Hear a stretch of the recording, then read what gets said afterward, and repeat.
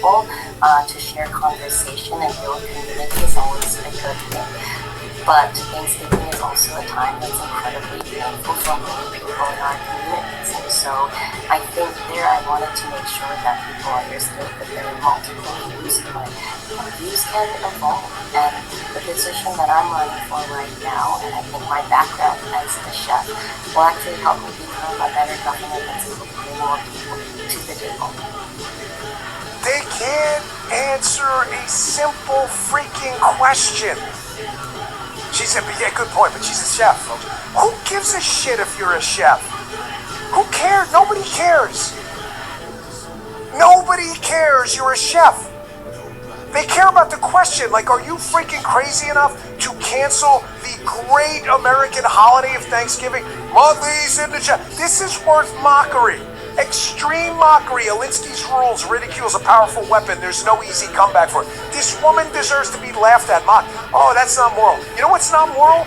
Gulags, Holocausts, and concentration camps, which, believe me, these people would put you in a heartbeat. Monthly's. I see it. I see it. In the chat. Mock these idiots. Don't give me the immoral lecture. You know what's immoral? Like I said, pogroms, Holocaust, the killing and torture and imprisonment of millions of people due to their religion or skin color. That's immoral! Bro. Folks, the distraction mechanism only works if you don't have a vehicle, by the way, to fight back. Because you cannot answer the question all you want. But when shows like this come out and show you not answering the question, the distraction didn't work because nobody's distracted because I'm bringing attention back to the question, correct? Andy, right? Logic sound? He's like doing the Spock. Logic sound. It is. That's why I drive the liberals crazy. You've been here like 6 months. Does anybody drive the liberals crazier than me? No, nobody. Nobody drives the liberals crazy. The liberal media is obsessed with me. I told you, Stuart Thompson, Stewie. The guy loves me. He can't stop writing. It's like he sits up at night with, like, remember the Billy Madison people to kill list? You see that, the Steve Buscemi? See, if you missed it, it's a classic. Dan Bongino. These people are obsessed with me. They will write about anything, even in one of the biggest self-owns in Huffington Post history, which ironically they call a self-own. They will do anything just because my name generates a click, because I drive liberals nuts, because I won't stop highlighting them refusing to answer the question. And I won't stop highlighting them talking about communism in the country. I drive them nuts. And the other thing too is I defend people's religious freedom. Jews, Protestants, evangelicals. You can't have that either. So I'm definitely in two of their shit buckets that they hate. I'm in both of them. They hate my guts. So I go on Hannity the other, and I'm going to play the whole clip. But I just eviscerated the whole public school system because it's a mess. We can't educate a kid in the wealthiest country on earth. We just can't do it. And yet, the Democrat socialists want more government as if anything government does works. What is government? Where's the biggest government footprint in our economy? Healthcare and education. That's all the Democrats complain about. And nobody, Andy, nobody finds this weird. This is their big thing. Government is great. What does government do the most? They intervene in healthcare and education. The largest portion of economic interference by the government, by far, is healthcare and education. And it's what they complain about the most.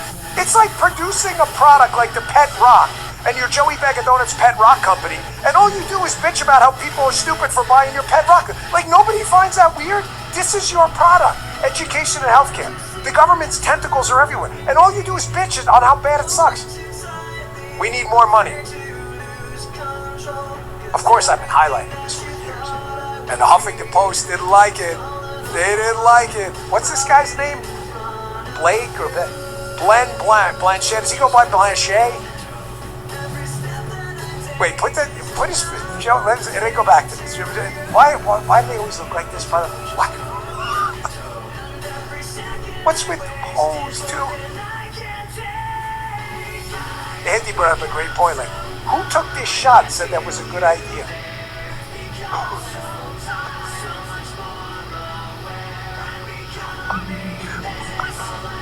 Why do they always? It's good. It's right. It's a good point. The backdrop is different. Hey, my mom's like the blue eye, whatever. They wrote this article about the hit. When I made the point that these guys, everything they do in government sucks. Epic fail. Dan Bongino's Fox News rant quickly turns into a devastating cell phone. My cell phone, not cell phone. SLF. And I thought, it did? And I thought, why would Ben Blanchet strike a pose like Madonna? Why would Ben Blanchet want to make us stop talking about the failure of his big government heroes to even educate kids in the country? So I thought, well, now let's talk about him again. Let's talk about him more. Don't F with us, Benny. Oh, we have a far bigger audience than you'll ever have. I know you're obsessed with me. You probably show up at my office. We didn't have security. But we're going to make this one hurt. So Andy was kind enough to put together a little montage of headlines about the failure of the public school systems I highlighted, because apparently Ben Blanchet thinks we made that up. Across Maine, rural hospitals are struggling. Chicago public schools blow millions on travel expenses. Why students can't read at grade level. Socialism, Andy, at its finest. By the way, how long did it take you to put this together? Less than 5 minutes? Rural hospitals. Way too quick. I said, could you just pick a few headlines? He was done like that. High school students exposes classmates' abysmal reading skills as they struggle with words like silhouette and extraordinary. What did they pronounce it? Silhouette? That's like that Key and Peele saying, go see Principal Oshag Hennessy. 23 Baltimore schools with 0 students proficient in math. Yet Maryland ranks number 2 in new study. Oh, gosh. This is Ben Blanchet. He don't want you to talk about this. God forbid. So 10 people read the most of these headlines he's ever going to get, and when I give them out. Baltimore scores improved, but just 13% of students are proficient in math. 13. U.S. students performing worse in school than 10 years ago. ABC News. Don't talk about this on the air. Now we're going to talk about it more. Just to stick it to Blanchet. Staggering. 900 New York City public schools failing students amid grade inflation and lax accountability. New York City public schools are the nation's least efficient. Incredible. So Ben Blanchet is angry. He's like, well, Dan went in the FBI. Oh, we did. And unlike Ben Blanchet's socialist public school model, which sucks major moose, here's our record, just numbers. It only took us a year, by the way. Went there for the year, and here's what we did. 20% drop in nationwide murder rate, 45,000 violent crime rates, up 184%. 2,450 gang and criminal enterprises disrupted, up 322%. 2,600 kilos of fentanyl seized, up 56%. 6,940 child victims located, up 144%. 2,900 child predators and human traffickers arrested, up 70%. 111 counterintelligence arrests, up 53%. 849 individuals disrupted from conducting terror attacks, up 150%. An increase in cyber-related indictments, and 8 of the FBI's 10 most wanted fugitive captured. I'm just throwing it out there. So Ben Blanchet doesn't want us talking about his socialist model of public education when they can't even educate a kid to freaking read. And he's a little green with envy. Background, you see how I did that? He's a little green with envy, including his background and the pose. He's a little green with envy that it only took us a year to clean the mess up at the FBI. Only a year, that was it. It's taken them 50 years to not be able to educate a kid despite hundreds of billions of dollars spent by Ben Blanchet. Ben Blanchet's striking the pose just like Madonna. Is he going to do this too? Remember the vote? Why do they always look like this? Those eyes, those can't be, that's the way he's faking that. He's probably got like brown eyes or something. I'll compare records any day, Blanchet. Don't toy with us, son. It never ends well. That's the most attention you'll ever get, including from your mama. Mama probably disavowed you a long time ago, Blanche. Don't mess with us. Want to keep it going? We'll go all week. We'll go all year. Remember the cat lady when she decided it was a good idea to mess with us? Whatever happened to her? Nobody knows. She disappeared. It's never a good idea. We always win every time. You do? I know. Haley's got it on the set. The crazy cat lady thing. It never ends well because we always win every time. Sorry, I know that pisses off the doomers, grifters, losers, Folex magnet. We always win. We always win. Because you can't argue what I just said. We actually produce results. You produce a bunch of kids who can't read, despite spending hundreds of billions of dollars. Crazy. Folks, the distractions are over and over and over again. Decades of failure versus 1 year of success, and they just don't want. They want you to shut up. They're just going to keep talking loud. I'll show you what I mean too. Another complete tool bag who thought hitting us. Oh, Epstein, mentioned the Epstein thing, as if I wasn't the one championing. You can just look this up. Transparency in the case. They do this all day. It's just a distraction. They never gave a shit about this. When we were trying to get that case out there, we had 1,000 people assigned to the whole. I never heard from any of these losers.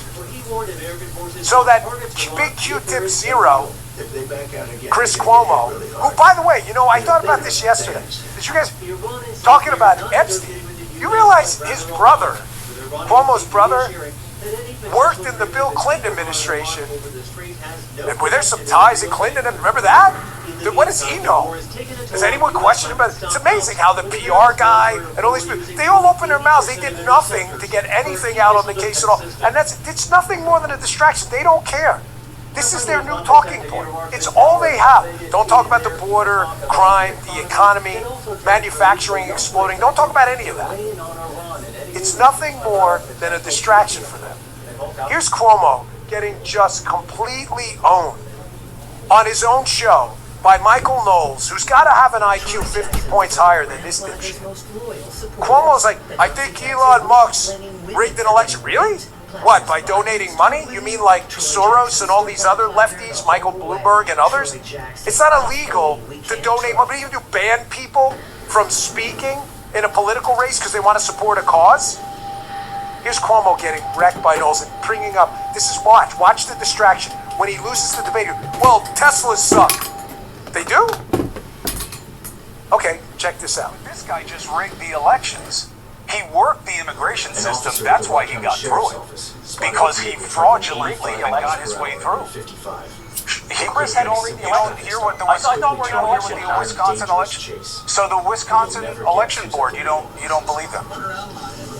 Yeah, I haven't seen any federal cases against Elon Musk for election rigging. Oh, so if it's not a federal case, it didn't below happen. Mike Bloomberg's, below Tom Steyer's, both Democrat donors. So Elon Musk has donated a lot to elections. That's great. But don't forget this idea that Elon Musk has made money on politics. Elon Musk got decimated in his businesses because he got involved with Doge in the campaign. The National Bureau of Economic Research says that Tesla sales were down by 83% because he got involved. That was tens of billions of dollars. We know that his ex contribution to preserve free speech, he lost 75% on that. It's also a crappy He's lost car. a lot of money in politics. It's also a crappy car. I had one. Okay, I think that's part of what's hurting Tesla. Also, I can't help but notice a lot of people loved buying those cars until he got into politics. folks, recognize the op when you see it. Epstein, and by the way, I'm telling anyone running for president in 2028, these same talking points that are total, complete distractions, they're meant to distract you from everything. That is the op. The distract, he gets smoked in the debate because Knowles is infinitely smarter than him. Teslas suck. So again, folks, I don't own a Tesla. I don't know that I have to have an armored car because it's so many freaking crazies out there because the left tells people bullshit and lunatics are like trying to kill us.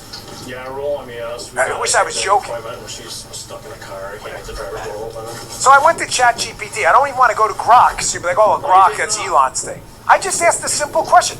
Chris Cuomo gets owned in a debate and said, oh, Teslas suck, I own one. I said, give me the statistics on Tesla motor vehicle satisfaction amongst its customers. Pretty simple question, right? Where you heard that? Quote, Tesla owners are among the most satisfied. Did I say most satisfied? I thought Chris Cuomo said they suck. Oh, Andy, it's are the most satisfied vehicle owners in the auto industry, even though Teslas historically received mixed marks for build quality, service experience, and reliability. Well, weird. It seems like they're really satisfied. ChatGPT is like a competitor to Grok too. You think if they built in the algorithm, they'd be like, just tell people Tesla sucks. Folks, learn to recognize the op. There's always a distraction. There's always some bullshit. There's always a lie. You know, it's funny how I talk to people and they go, well, what about this thing that I heard in the media? I'll be like, well, did you just look it up? Like that Helen Lewis dipshit at the Atlantic? Well, they didn't think the Epstein case was a big deal. It literally says the opposite if you just put those exact words in the internet. You see how this is nothing more to everyone in the Trump administration. As the op goes forward, they try to run their own splinter 2028 candidate to break apart the Republican Party in conjunction with the Islamo-fanatics and commies. I know that you all think you're safe. Some of you. Some are recognizing it now. I promise you're not. I can't hear you. Remember, I've seen it. It doesn't matter what's out there. It matters is what they can make people think in the op. Folks, I'm going to skip ahead a little bit, the Kalshi thing, if you could. I'm growing a little bit concerned about the midterms, and I think you should be too. There's no time for panic right now, but the doomers and the grifters and the, Trump, Epstein class people going on, they're doing this they never gave a shit about this case before. I did. They didn't. They didn't care. All of this stuff is meant to demoralize you. It is the op. They want to make sure you're so pissed off you don't vote. Please trust me. I've been with you 10 years, okay? I took a massive pay cut to go in that year and clean the place up. They didn't do shit. They sit on the sideline. And all they do is complain and bitch and moan. Yes, there were problems to fix. There are always problems to fix. But all they talk about is the doom and gloom. Folks, I'm a little worried. Kalshi Politics, Kalshi, they are sponsored. I'm paid for this, but this is just, I follow their account on Twitter. Texas Senate winner odds right now. Remember, this is people betting their own money, so I actually put more weight into Kalshi and, Polymart and others than I do polls, because it's people's own money. Ken Paxton's up, but I'm not sure that's a comfortable enough lead for me at this point. I'm just bringing up Texas because, folks, I know people will say, oh, they always say they're going to win Texas and they never do the Democrats. Folks, the Democrats said the same thing about Pennsylvania. The Republicans always say they're going to win Pennsylvania. Don't even worry. What happened? Trump won Pennsylvania. The time to get, I just can't have you in Texas or elsewhere. I can't have you thinking like, oh, don't worry, it's Texas. Like, we're just going to win in a landslide. I can't have it. I can't have it. We're not going to win in a landslide if you don't show up. Again, that's a comfortable enough lead, but not comfortable enough for me. Don't let them demoralize you. Get out and vote, understanding this. Even to the establishment Republicans who don't really like Donald Trump, many of you, can we at least agree? You love Reagan, right? I love Reagan. Reagan was right. You're never going to get in politics in this diverse kind. I don't mean DEI diverse, but diverse in that you got farmers, you got pilots. They all have different interests. No one's going to agree on everything ever. If we can get 60 to 80%, we win, and then we come back for the other 20 or 40 later. You cannot sit out this election. We will get smoked if you do. And if we lose Texas, ladies and gentlemen, it's going to be a bad night. Don't panic. There's no room for panic here, but we cannot let these people win. Well, they are EMS, they're not police. When I say these people, by the way, I'm talking about people like this. Was this Libs of TikTok? Folks, you let these people win because you're demoralized. I don't like that. I'm not crazy about Harris, I'll be honest with you. There's some things I don't, it's fine. The president doesn't demand loyalty on every single issue. Anyone tells you it's bullshit. Yeah, he's passionate about certain things. However, I think he's done an amazing job, and the results speak for themselves. From the border to law enforcement to the economy to manufacturing, he's done a great job. There is no reason to be demoralized and not show up. If you don't show up and we lose to these socialists, they are coming for your kids. How do we know? What did I tell you guys before? And you in the audience. Because they're telling you they're coming for your kids. Here is this high tops, basically LGBTQIA spirit, whatever the hell, queer theory advocate, talking about how they want to catch your kids early. It's the exact words. You want to sit out the election because you want these people to win? Good luck with that. Check this out. The critical time to be there is grades 5 through 8 because you want to catch kids when they're starting puberty, because that's the time in which identity formation is central to their lives. However, early intervention is key. So we actually are designing a kindergarten through grade 2 curriculum this summer. And I will tell you, one of the most rewarding experiences they gained, we were in a local school system in an elementary school, and we were in grades 3, 4, and 5. And after we were there, 5 students went to the principal's office and came out. So we are really intentionally going into younger and younger grades.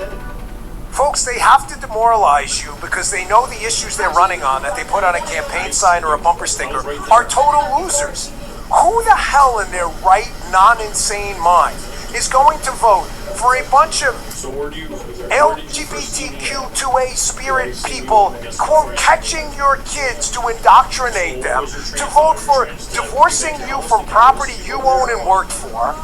Who's going to vote for government-run healthcare when government can't even print a freaking driver's license the right way half the time? They couldn't figure out Safe ID for 10 years. They can't educate a kid in any blue city in America. And you want to turn over your life to these nutbags because some idiot doomer put out a thing? You guys were betrayed. Betrayed on what? Well, I guess I got to figure out. What the are you talking about, man? People show up to the scene, and you are Alright, there. And quick you break, are whatever it is. folks. Whether you stay or not, you know, after 11, you know, do your In the thing. past, yeah, But I should just watch these videos coming up with the next. passengers, someone running out. It may save your life.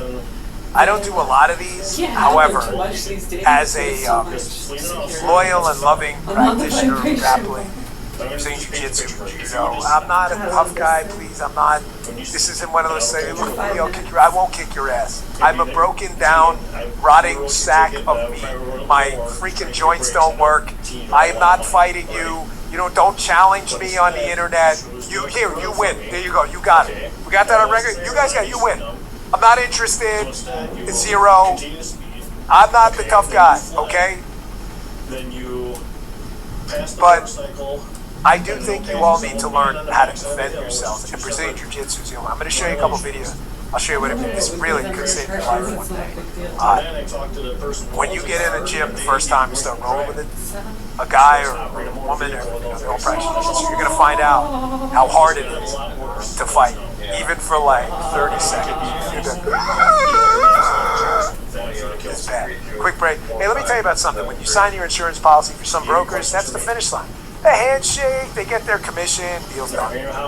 Then you probably don't hear from them until it's time for renewal. Well, that's not going to help you because your business runs all year and so do the gaps and the risks. That's why I'm introducing you to Super Sure. If your company has more than 25 employees, whether you're the owner, CFO, or HR manager, it can be too complex to just buy a policy online. Super Sure is the super agency built for you, licensed in every state for your business insurance and employee benefits, all with year-round support for you and for your team. At supersure.com, you can access tools like the Fine Print Facts tool, which translates your current policy into plain English, so you can see what's covered and what's not. Plus a business value calculator, so you can estimate what your business is worth and what needs protected. Go to supersure.com/Bongino, one super agency, one powerful platform, all your policies in one place. That's supersure.com/Bongino. Consult with a licensed insurance producer to discuss coverage options for your specific business needs. Paid for by Super Sure Insurance Agency, LLC, a licensed insurance agency. Thank you, Super Sure. First, I want to play this because this is going around. I don't scroll as much as Haley. Oh yeah. Thanks for do something with the prompter. I don't read out of a prompter except for like Tokyo spots and other things like that. You probably saw this rolling around on TikTok. Actor Jonah Hill was in really bad shape, was in The Wolf of Wall Street, was overweight. Good for him, he's in great shape now, he looks pretty good. And really, good for him, he started practicing Brazilian Jiu-Jitsu. But he was being mocked online for talking about... He's asked a question, but he doesn't bring this up, by Jason Bateman, another kind of hapless liberal, but they have a popular podcast regardless. He's asked a question about grappling, Brazilian Jiu-Jitsu, ground fighting. It's just affectionately known. And I guess he started practicing a while ago. I see this with a lot of Brazilian Jiu-Jitsu guys. Listen, they're guilty as charged. You want to tell everyone about it when you win your first grappling match. But he was getting kind of ripped up about this. I'm not that mad about it. Check this out. I love Brazilian Jiu-Jitsu. I love, except my body is begging me to not love it.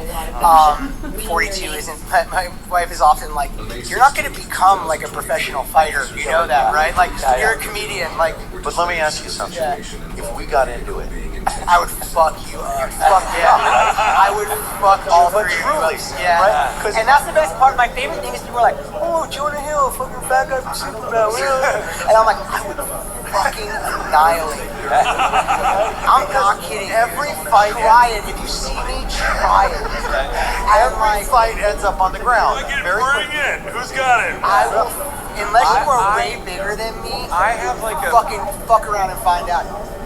Who's outside? And I said, what are you talking about? He said, who's the man that put something on her car? Because he said, work. And I got This is my, it's a little cringy face, I get it. Forget things, probably a huge lip. Forget the personalities.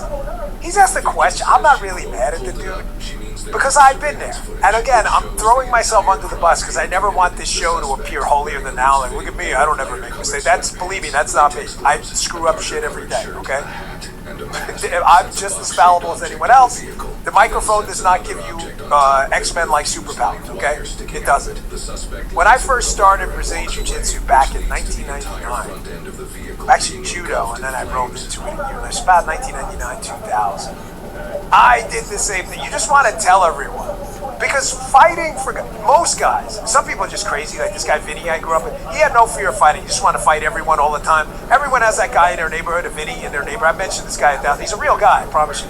He was at my birthday party, my wife's birthday party, 50th. I still talk to him. I grew up with, this guy fight anyway, he really didn't care. He'd fight 10 guys, I don't know if he didn't feel pain or what, or he just had some kind of, most guys have a fear of fighting. So what happens in Brazilian Jiu-Jitsu is, it's like you learning to play baseball and one day you get a base hit off Roger Clemens. Like, you got to tell the world about it. That's what happened. I don't know how long he's been doing it, so I'm not too mad at him. I did it too, and then you realize you sound like kind of a tool. It's like mentioning your education. Like, hey man, I tapped a guy that nobody gives a shit. No one cares. But I want you to watch this clip. I had Tim Fox there. So a little background. If you have a local Brazilian Jiu-Jitsu school, just put that term in a search engine anywhere. Put in AI, help me find a local Brazilian Jiu-Jitsu school. Go once a week. Go once a month. It's better than nothing. In a year or so, you'll be able to win 99 out of 100 interactions that end badly in violence in the street, I promise. That 1 out of 100, where you meet like Randy Couture, that you'll spend the rest of your life training for that one. But most people have no idea how to fight on the ground at all. So this guy walks into a hospital, you'll see in this Fox clip here, and immediately attacks this guy who works at the hospital, nurse, doctor, whatever, I have no idea. You can watch the clip here. Immediately, he doesn't even know who this guy is. Watch the guy use, stop here for a second, stop it. Look, the guy clearly knows jits, right? Jiu-jitsu. Immediately, he puts the guy down, and you'll see like he goes to what they call, there, right there. He goes to what's called side control. That's not an accident. You see him trying to tie up the arms, and he goes, and there, by the way, that's a nice kind of headlock judo throw right there. He goes right to side control. Keep in mind, this guy has no idea he's going to be attacked. It's just instinct. Now he does knee on belly. That's an actual technique. Great, stop. Now he goes to the rear naked choke. The rear naked choke is a carotid choke. It's not a windpipe choke. It will make you pass out if you hold it, but it won't kill you. Well, the overwhelming majority, there are rare instances of that, but people get choked out all the time in jiu-jitsu school. This is all training. This doctor, nurse, whatever, he has no idea he's about to be attacked. He hasn't thought any of this through. He just is grappled enough. This guy, I don't know if he's blue belt, purple belt, black belt, but he knows what he's doing. This guy, by the way, is the bad guy here, is geeked up on adrenaline. Who knows if he's drunk or whatever, but he technically should on adrenaline. Here he keeps going. Watch now what he tries to do next. He's got the choke in, and he's trying to secure position. So here he goes what's called a hook. You see his left leg? He takes his left leg, and he tries to get what's called a hook in. It doesn't work out that great for him, but the guy eventually here starts to like give up. Other people start to come out. That thing he's doing with his left leg is called a hook, where you wrap your leg over the other opponent's leg to kind of control the hips from the bottom. Whoever this guy is, he knows what he's doing. Folks, this could save your life one day. And I don't know what this guy is. I can tell you most blue belts in Brazilian Jiu-Jitsu who've been practicing for just about a year or less could probably do this too. And he just does it by instinct. He doesn't have to think about it. And the other guy who thinks, I don't know, whatever, I got my adrenaline going, I'm going to kick this guy's ass, finds out in, how long do you think this video is, 30 seconds? Finds out in 30 seconds or less, wow, fighting's really hard. When you go to these Muay Thai classes and Brazilian Jiu-Jitsu and Sambo classes, you realize right away that you grew up watching like Jason Bourne movies. And you're like, hey, if I get excited enough, I can definitely kick someone's ass. You know what I'm saying, Josh? Like, I saw a Chuck Norris movie when I was a kid. It's easy. You just do the, remember that Ralph Macchio? You do the, what was that thing called? Whatever. The crane, or, it's going to work. None of that shit Chuck works. Norris bro. and the None crane. of it. You're going to get smoked. In under 5 seconds. Jiu-Jitsu works because you actually have to do it on the mat. You can't just like I think he mentioned go Billy to a class Madison like in earlier, shadow too. boxing. No, you actually fight real people. And you learn right away, like, wow, that shit didn't work.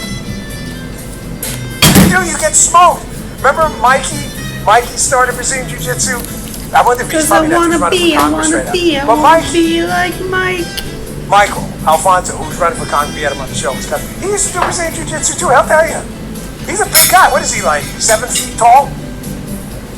Yeah, I know, he did. He lost like 40 pounds. Campaigner does that to you, know. I want to show you one more video that's going to save your life too. You know the Huffington Post guy, Blanchet? Doesn't look like a Brazilian Jiu-Jitsu guy.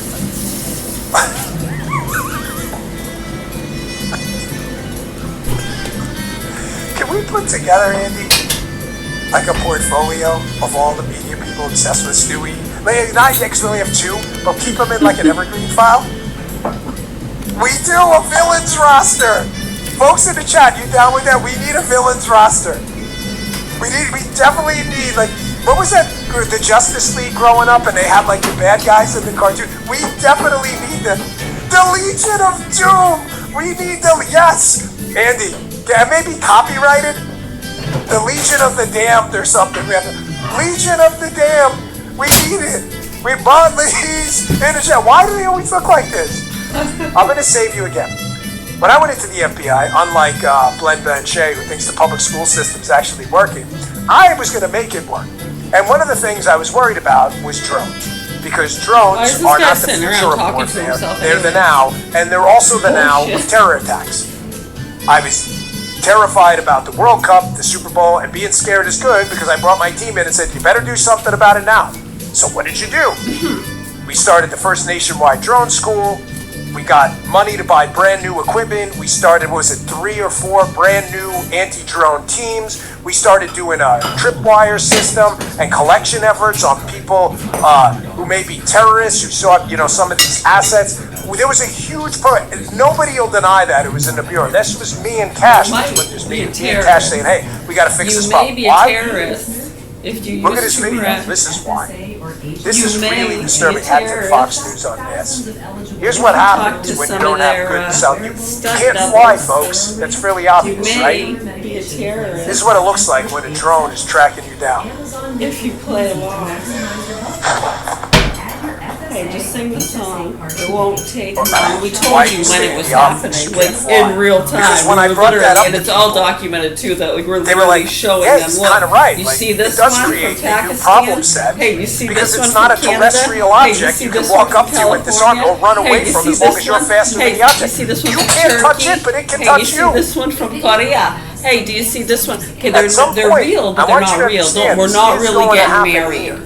She's talking to terrorists, see? And it's They're going to just change gonna- everything. I know, so people when they hear the psychos gonna that change try to everything. amp that Every shit up, time and people then hear a the buzz, other they're people gonna- going along with it are involved with fucking psychos We and did criminals and pieces of everything we shit could. that are gonna go to fucking But we're prison. going to need a full-blown If they're not effort already from our state, dead. local, and territorial partners as well. This is a huge huge threat. Yeah. And that's the reason I was freaked out about it. Just Okay, the you know about our fact of the contest? matter, you know. We give away $1,776 every week. Why?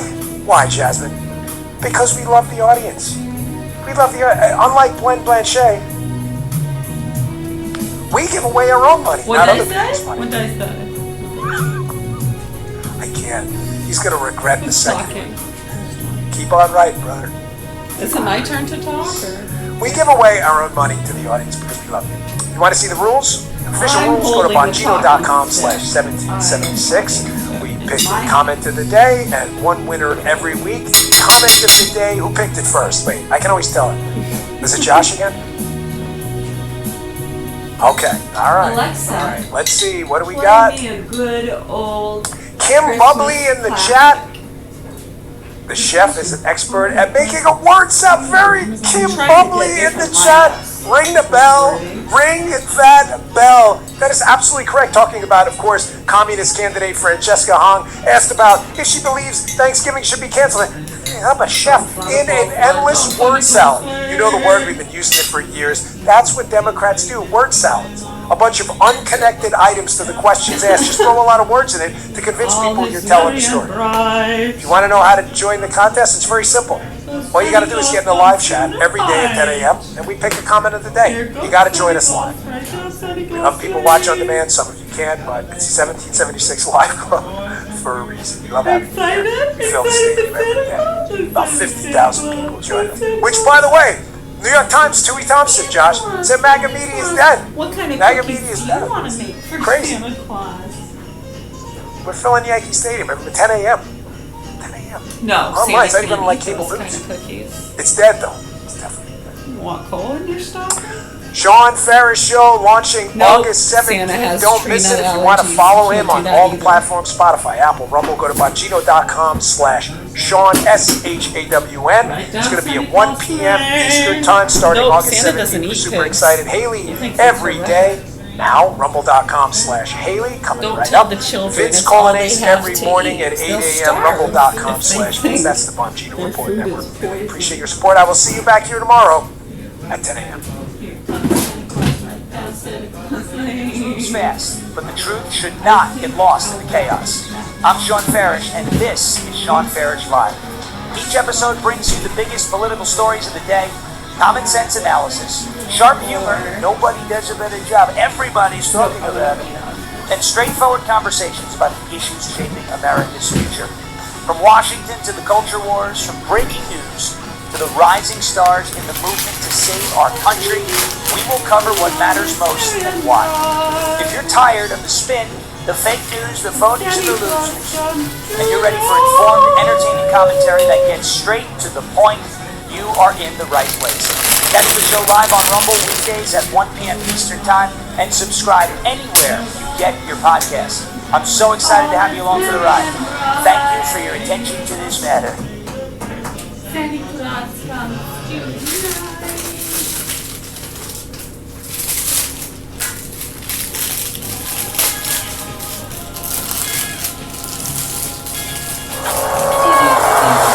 Rocking around Christmas tree.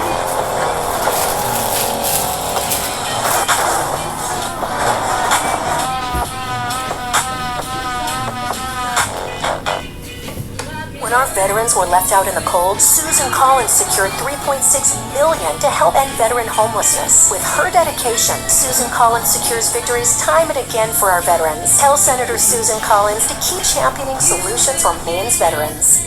It's no big deal. I mean, I'm not. Like I said, When you give, listen. I see next be jolly. Most officers imagine in their career they may have to discharge their sidearm in the line of duty. Those of us who have done it know how challenging it can be to deal with a situation where your life flashes before your eyes. But very rarely do we think that it's going to happen during what starts off as a misdemeanor car stop and ends up in us discharging our sidearm while hanging from the side of a moving vehicle. This is one of those.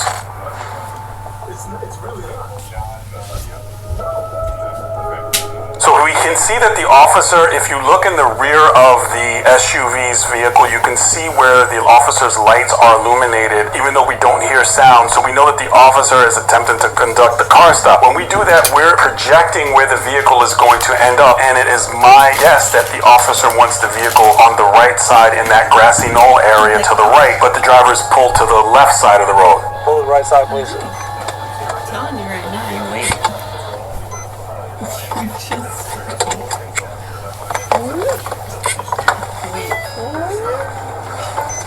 So good thing is that the officer has the wherewithal to utilize his PA system and tell the driver to pull to the right side of the road. Very safe way to do it, and he got the driver to move to the right side of the road. So we can see that the officer, when he stopped the vehicle, that he positioned his vehicle very, very purposefully with the 45-degree angle turn. We saw him turn his wheel to get the vehicle positioned safely. Very good stuff. Howdy.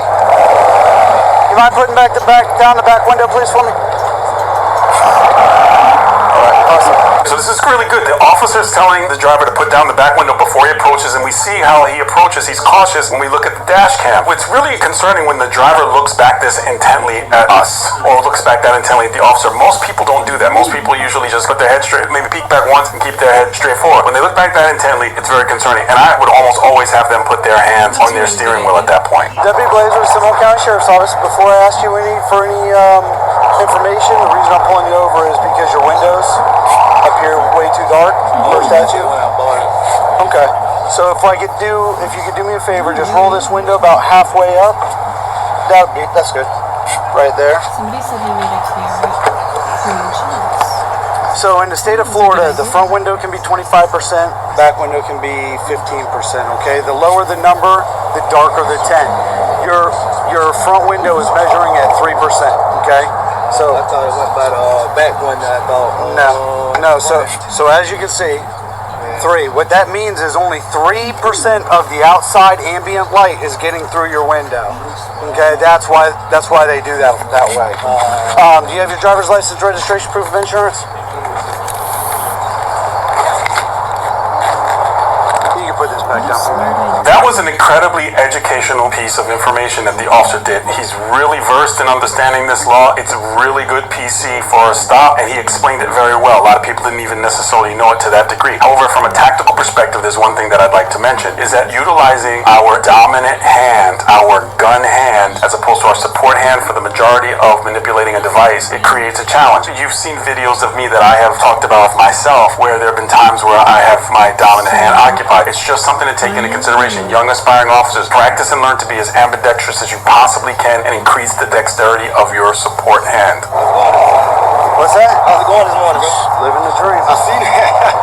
Living the dream. Hey, I have it. I see you on the trail looking like, what the hell happened? 2513.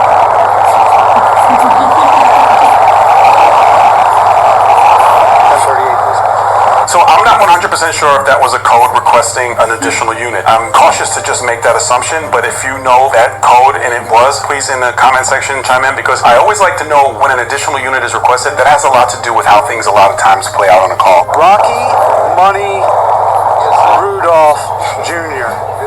That name is awesome. That's probably, in 14 years, that is probably the best name I've seen. Now, if you didn't catch that, and if he did that intentionally, super high level, very cool thing. Because what did he do? He was very kind, polite, let him know about his name, but he mentioned that he has 14 years on. And that says something. That says, I'm not a rookie, I have experience, this isn't my first time to the rodeo. Very good way to slide in the fact that you're experienced, you're prepared. I like it a lot, and I hope that he did it intentionally. This is the application for certificate of title. Yeah. This is not This is the registration right here. Okay. It's saying it's I guess your birthday's probably on the 5th. Is it? Yeah. So ultimately it's technically expired, but we don't cite for that. There's case law that says it goes to the end of the month. So you need to get that changed. Yeah, well, right? I'm doing this new project down here along the homeless community thing they doing. Okay. I'm building that there, working down there, building on that and stuff. Okay. So I just do the area all the time. All right. Okay, something I want to mention here is that when we're standing at the vehicle in this manner and we have both of our hands occupied in this position, it creates a bit of a safety challenge. But the thing that I'd like to say is that when we have a license, a driver license, or some other paperwork, tucking it inside the belt is an option. Keeps potentially one or two of your hands free if necessary. Or sometimes I see officers, they'll have a little clip here, they just clip it in, and then hands are kept free. Keep your hands as free as much as you possibly can. This is his stop, I get it. He's got 14 years of experience, he likes to do it this way. This is something that I'm mentioning as options for young aspiring officers. Well, yeah, make sure you get that updated. And you have the insurance card. Like they over the phone and they told the fax everything over. And they sent it to my baby mama address and I ain't been dealing with her. That's why Do you have an app or anything? You should be able to get it on an app if you've got you sign in with the app. I just gotta check and make sure it's good. Why are you nervous?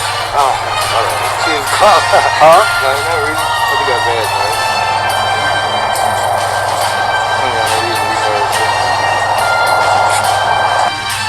In the ICU, I've seen patients being bankrupted by the cost of care.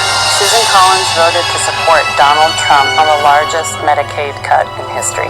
We need to tell Susan Collins to stop siding with Donald Trump. Okay, I think you have 10 questions left. Is it something I can see? Yes. Yeah? Can I see it right now? Yes. Is it something that flies? What's that? Just a big up, man. Okay. There's no need to be nervous, man. Yeah, man. I was wondering, I was like, I thought it was a light or something. Looking like, no. 10. Yeah. Here we have the officer saying that he believes that he's nervous. I want to talk about nervousness a bit. If a person gets pulled over by the police, there's going to be a degree of nervousness. But there are certain indicators that police officers look for that are higher degrees of nervousness than normal. And some people are just normally a little bit more nervous. But again, on the stop, the officer is taking in so much more than we're taking in on this video. This is just a small sliver of every one of his senses that are being tantalized by every single thing that goes on here while he's conducting police work. It's pet peeve of mine. I was just trying to see where you were going because it's seriously unsafe to be pulling cars over there, man. So I don't know. That's what I was wondering. I try to follow somebody until they get in a safe area. Oh, okay. For me, you know, and then I attempt to stop.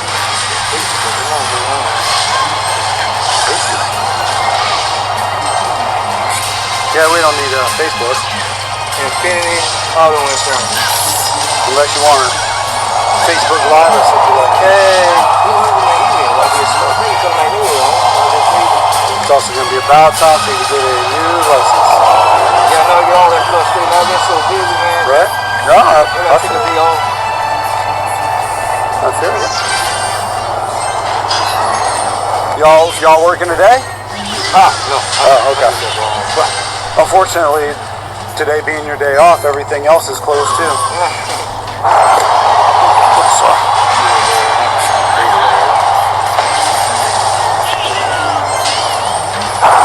Awesome. All right, Mr. Rudolph, is there any reason why there would be a hint of coming out of your vehicle? Do you smoke? Do you have any friends that smoke? Anything like that? No, I know the difference between black and mild smoke and this and that. Do you have any in the car? Okay. So there's no in the car at all?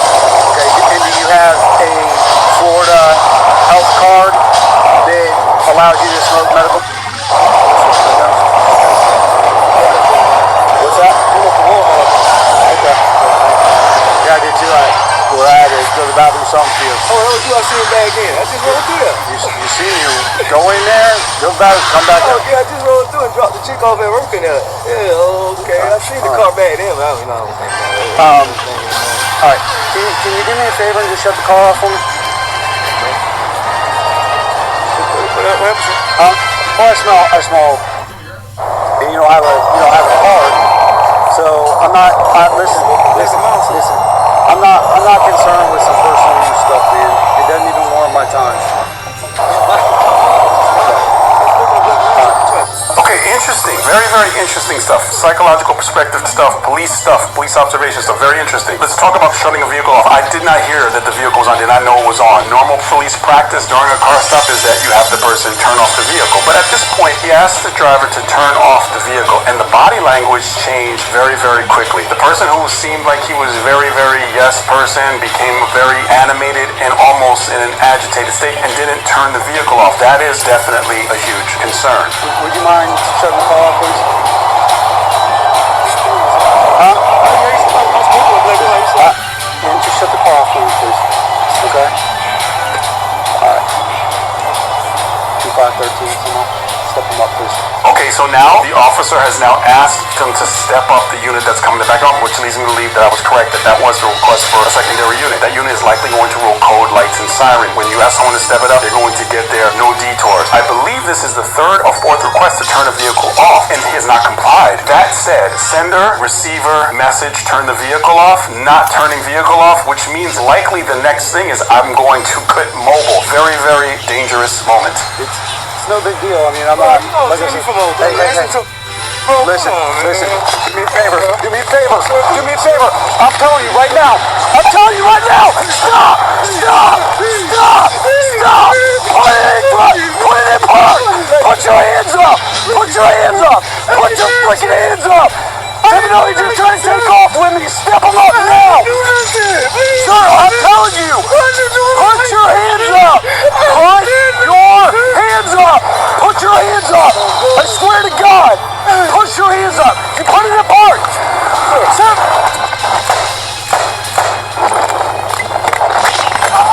Okay, I don't know if you caught that, but the officer ended up discharging out his firearm, I believe, 3 times at the subject while he was in the car. The other view of this is incredibly interesting.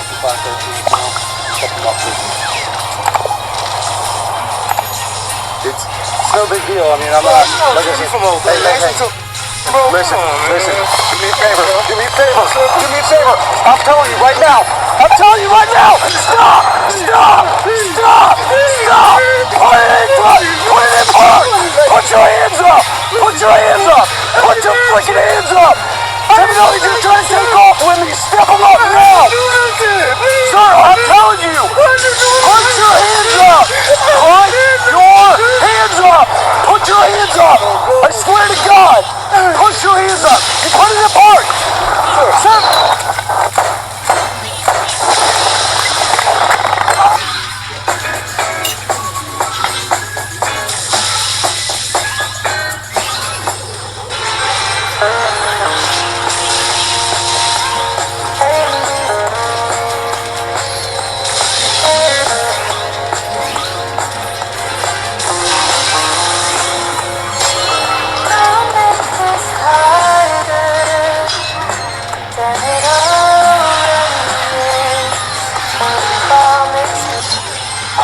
Okay, really incredible to see that. So I want to go over that segment again. I want to watch that again. When he hears him say step him up, he knows that the other unit's not there yet, and that's when it looks like he decides to put the vehicle in drive. Okay, so here I want to showcase something very interesting. This is training firearm, training plastic tip. I mentioned keeping the finger outside of the trigger guard and not on the trigger. This is an incredibly challenging situation for the officer to be in here on gun on the subject while the vehicle goes into motion. The other thing is the officer ends up getting on the radio, but it's a lapel mic, and he tells dispatch what's going on. So look at this finger here. I've talked about this sympathetic reflex before, where a person goes to do this and they do that. Sympathetic reflex is a real thing, and on a moving car in such a high stressful situation, that is a huge concern. So from the other side, from the dash cam, there are some things that I definitely want to discuss, because we have these situations where officers engage in moving vehicles. Are they standing on the running board? Most times not. But this is an incredibly interesting thing to learn from here. So here we see something incredibly interesting. The officer steps up onto the running board and he goes to retrieve his firearm, and it looks like he's reaching for another tool and he just doesn't necessarily get to his firearm. Then he looks down and then he retrieves his firearm and he's able to get onto the suspect as the vehicle is taken off. Now there's some things to discuss about this. There are 2 very distinct schools here. One is disengage, and some people are going to say, hey, I'm right there, I'm going to grab the person. He chose to do this school, which was, I'm on the floorboard, I'm going to take this person into custody, and he's on gun with the person. Now he's on the floorboard, he's committed because the guy takes off. As time progresses, the school of disengagement becomes bigger and bigger, and I'm here to just share with you the two schools of thought. Now, there is something called officer-induced jeopardy, where an officer is not to place themselves in any degree of jeopardy to where they have to escalate to the use of force. And I'm not suggesting that that's what happened here. I am very cautious when I review a body cam video, and that's the only thing. You hear me talking very frequently about the drill of closing your eyes and reaching around for your tools. What can happen is, even if you know where your tools are, if your body's contorted in a very strange manner where something normally is, it might not be there. Something to take into consideration, because the whole thing with Murphy's Law and policing, Murphy's on scene.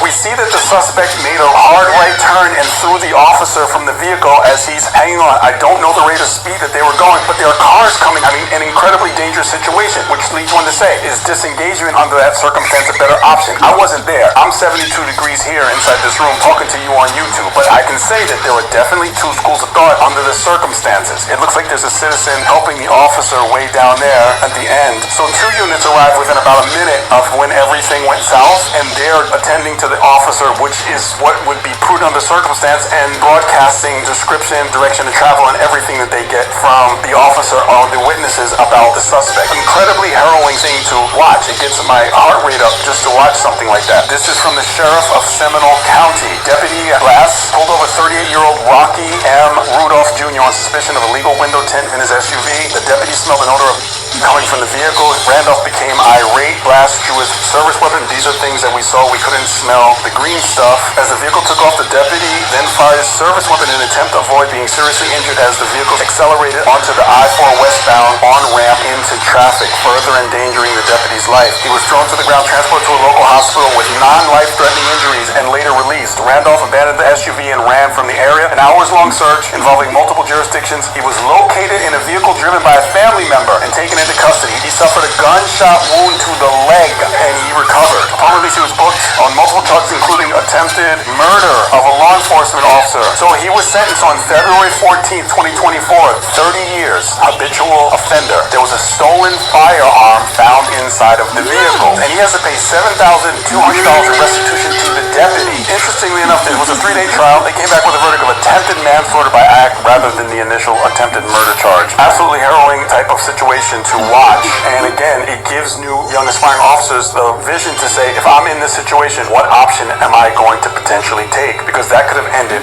way, way worse for both of them. So driver is in prison, and hopefully this deputy made a speedy recovery and is back on duty, which I believe that one of the stories says that he is. So I want to go over today's coin. I didn't have it up for the recording, but I am definitely going to show this one because this is another really, really cool one from my Marine brothers here. This is really cool because this is a unit that I didn't know much about. The Marine Corps Operational Test and Evaluation Activity, MCOTEA. Forged in trials, proven in battle with the Bulldog.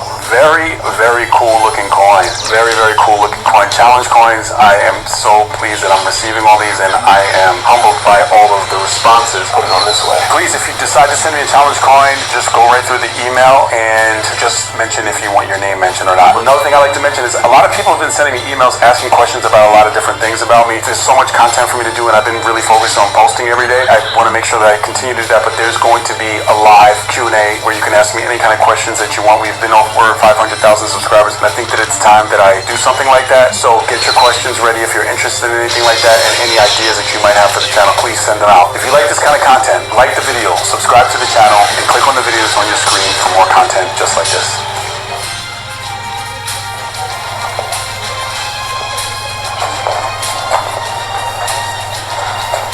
Too low, Jean-Luc? Yes. Two, please, Madame Aubert.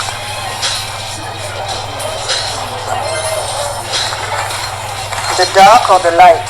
The dark. Of course. Your mother always took the light. She has bad teeth. She has beautiful teeth. She just complains about them.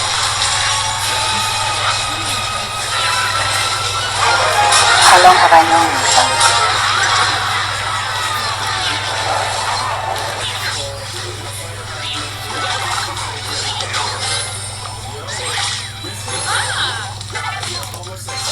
Why you lie to me? You just lied about everything and it's recorded. Policing is a unique profession where we meet people where sometimes they make the worst decision of their entire life. And many times that decision isn't very well thought of. It is a split-second decision that causes their life to spiral in the wrong direction. And if that decision is giving a police officer false information, it can cascade into some very serious consequences down the road. This is one of those. Hello. How you doing? I'm Deputy Yankee Sheriff's Office. The reason I'm stopping you is your passenger doesn't have her seatbelt on. Yeah, that's why. So if everything is cool, I'll just write you a warning. I'll get you on your way. You got any driver's license on you? No, I don't have any license. Do you have one? When people pull to the left side of the road, it is not fun because it's incredibly dangerous. It's the exact opposite of what you feel like they're trained for. But some people do it. A lot of times it's very novice drivers. When it comes to seatbelt laws, every state is different. Some states have seatbelt as a primary violation. If an officer observes a person without a seatbelt on, they can conduct a traffic stops. Other states, it is a secondary violation, meaning you can't pull a person over just because you see them with no seatbelt on. You have to have another violation, and then if you pull them over and their seatbelt is off, then you can cite them, and you should know what your state is. Hey, do me a favor. When the light goes green, let's go ahead and pull off here so we don't get into an accident or anything, so we're all safe. And I'll follow behind you and we'll deal with it there.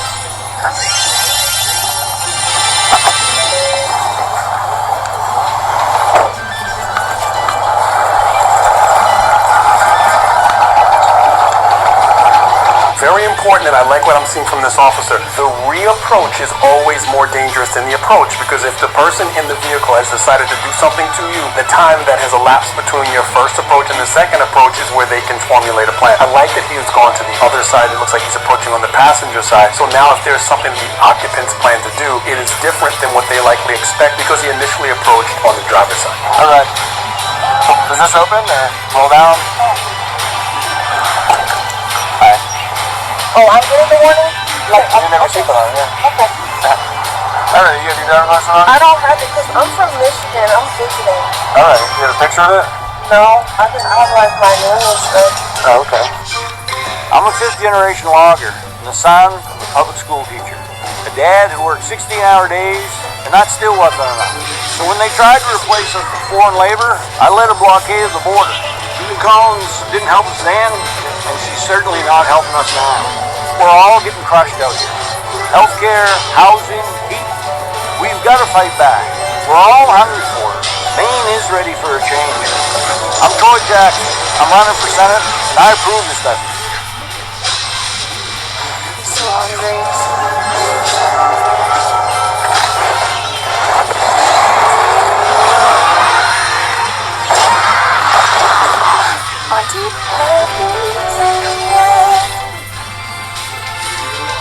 Alright, you guys have medical cards? Yeah. Alright, it smells like your people smoke in this car? Yeah. Okay, all right. Did you catch that? One of them nods and one of them shakes it off. So either they don't know if there's in there or one of them just not telling the truth. That happens a lot. Is there anything illegal in the car? No. Okay. So what's your first name? My name is Rosa Nixon. Is it R-O-S-A? Yeah. What's your birthday, Rosa? September 9th, 2001. Alrighty. And you're from where? Michigan. What brings you down here? My mom lives here. Okay, alright. I don't know if anyone caught that, but those who are trained in detecting deception, the driver did something very, very telling. When a person's not being honest is when they respond, they cover their mouth with something or some type of object. It's just a psychological thing where you feel like you want to cover the fact that you're not being honest. And when she made that response, she covered her mouth very, very obviously, and that would be something that I would take note of. Whose car is it? This is my mom. So is it just the car, or if it's just, I'll just take it for destruction.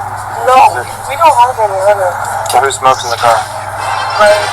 Listen, so like I don't care about if they're in the car. I literally will take it and put it into the evidence for destruction and no one gets in trouble.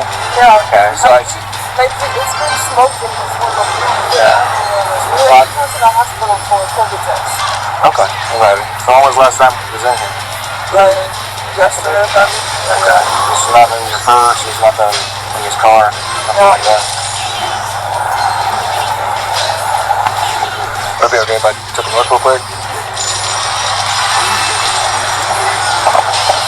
Okay, to hang on then? My purse? Yeah, just a second.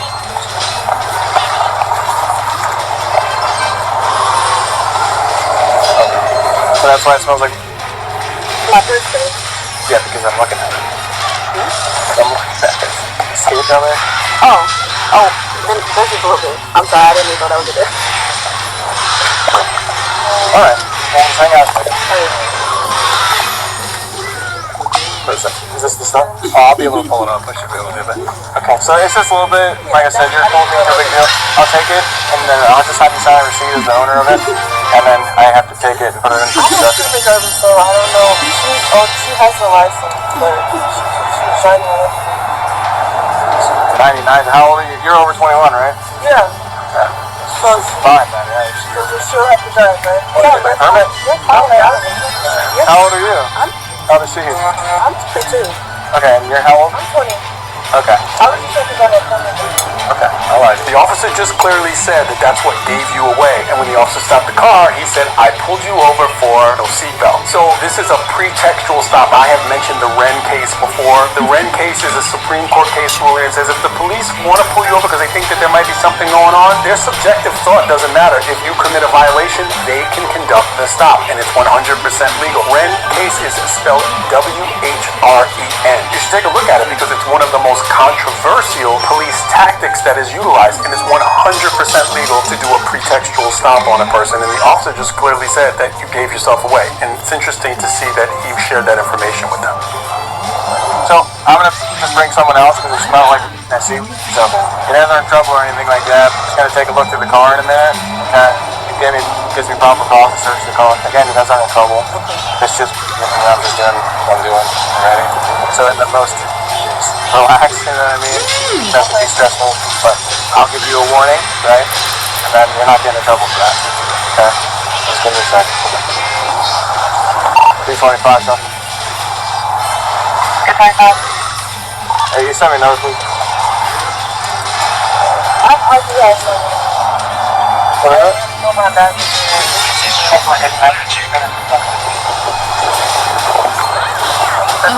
That's good. I'll hang on a bit.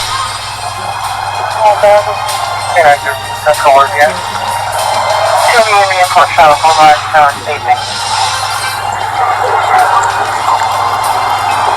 Is that it?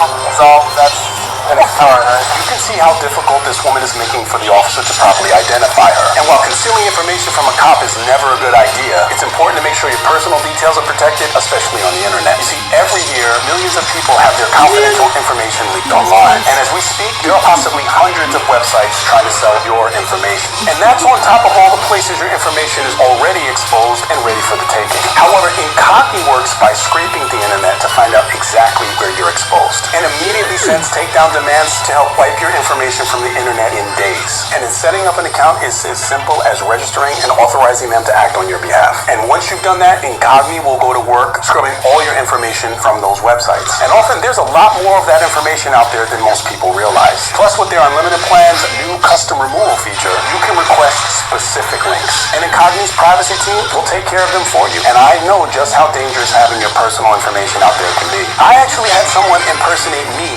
to extort a close family member of mine. So take your personal data back with Incogni. Maine's rural hospitals are struggling, but Senator Susan Collins came to the rescue, delivering critical federal funding for upgraded facilities and life-saving diagnostic equipment. Susan Collins does her job, and our hospitals benefited. Call and thank her for delivering for Maine. Every time you flush, it's like your toilet sneezes. Good thing adding Lysol disinfectant spray is 3 times more effective at stopping spreading germs. Incogni, and use code Sergeant Curtis by scanning the QR code or through the link below to get 60% off an annual plan. I don't want any surprises. Is everybody? You know what gave you away? About or about anything? You were staring so hard at my car for some reason. I was on the phone and I looked back and I seen you. Well, it's like a subconscious thing, I don't know. Okay, so let's talk about this thing with the officers, you know, what gave you away, the way that you were staring at my vehicle. There is some truth to that. There's a thing where sometimes if people feel like they're doing something wrong, nervousness around police, I mean, everyone's a little bit nervous. I mentioned it's called black and white fever, but when a person stares intently at a police car, that's an indicator a lot of times that there may be something going on that they don't want the officer to look at that. The other thing is to lock the head straight and not look like maybe out of the corner of the eye. I've seen that all the time, and they stiff neck and they just kind of look like this. Black female out of Michigan. Last name Nixon. Nora Ida X-Ray Ocean Nora. First name Rosa. Robert Ocean Sam Adam. Middle S for Sam. Date of birth 9/9 of 2001. 9/9/2000. Do you have a license at all? Saying they can't find you. No, I just went like a What do you mean? it's like a Michigan. Stand by. Actually, like when I take like Michigan, it's different. Rosa, R-O-S-A. So it sounds like she's playing the name game. You've heard me mention the name game before. When a person doesn't want the officer to know their real information, they give another person's information or a variation of their information. Ultimately, we're going to figure out who the person is, but if people continue to play the name game. Pro tip for new officers or new officers who are planning to become officers. If you think a person's playing the name game, it's also very important that you keep your eye on the passenger because they will give you some tells sometime that the person is giving false information because they know the person's real name and you can watch them and they'll give you some different tells. September 9th. 2001. Just have some blood in the car. Okay. That's that. Let's do that. Okay. Alright, you guys don't mind stepping out real quick? And nobody's got cars or anything like that? Okay. Just come on back over here. You guys can swing up on the front of his car if you would. One thing that you've heard me mention a lot in my videos is about allowing people to continue to talk on the cell phone, especially if you think the person might be potentially giving you false information because they could be having someone feed them some information or data about a person that you may find in the system. But again, having a person on the phone is not an advantage to the officer, usually ever. Yes? Oh, my phone. Charlene Rosa Sharon Nixon. Charlene? Rosa Sharon Nixon. How do I spell your first name? CHARLENE. And then your middle initial is, or two middle names? It's Rosa? Charlene Rosa Sharon Nixon. Is it Charlene hyphen Rosa? Or?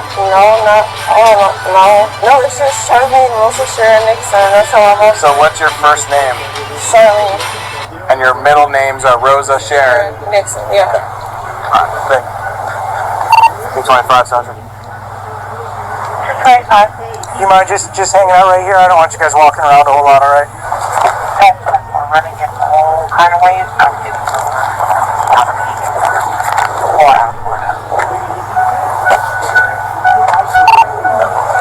You got a debit card, anything proving who you are? Who owns the car? My mom. She was just taking me to go get a COVID test. Okay. You gotta come back somehow. You're 20 years old, you know what I mean? From Michigan. Right, but we're running it out of Michigan and there's no record of that name and date of birth out of Michigan. Where's my mom from? Does she have a driver's license for you? No, not for me, but Do you have a valid driver's license? no. No, you don't. No. Oh. She doesn't have a DL, she's telling me. So this is gonna be a no DL ever issued then, sounds like. Did you ever go through the driving test or get a license or anything? I did like some of the written tests. That's why they told me I have one, but I don't know.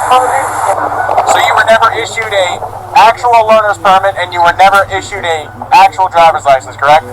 So you have no form of any sort of driving, right? So you shouldn't be driving at all. Okay. And there's no other, just told me, no, nothing, just so, right?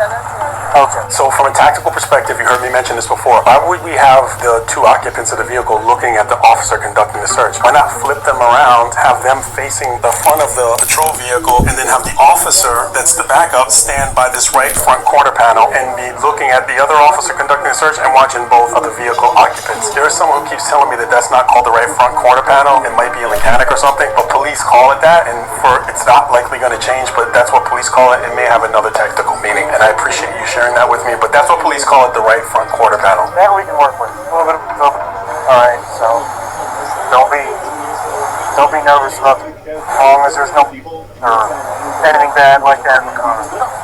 Well, I'm just saying, you know, like that's what's killing people. That's the big thing, you know. So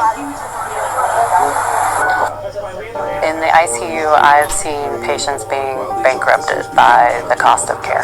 Susan Collins voted to support Donald Trump on the largest Medicaid cut in history. We need to tell Susan Collins to stop siding with Donald Trump. Welcome and namaste. My God. I'm Shanti. I want to touch her hair. No. What's up, you middle-aged soul? Is that Mel still a lawyer? Uh-huh. Good, I need some help with that. He's checking you out. Come on, Magic Mike. This is Jane. She's got a porno body. Stand up. Show your body. No, show me your dick. This whole spa thing is such a scam. Mister, walk out of here. I'll center and chill. Do we look chill to you? I'm not doing anything illegal. Spa weekend. Leave it on. now, isn't that crazy? I went to 2 overdoses yesterday where we were pulling people out of cars. Happens all the time. Still on the phone for almost the entire stop. Not a fan of that practice. Why didn't you ever get a driver's license? I was really because it's not different. It's something about like weather. And then they were saying I had like a But they never sent you a permit? That doesn't make any sense. They sent you a letter saying you have a permit, but then they didn't send a permit with it. Okay.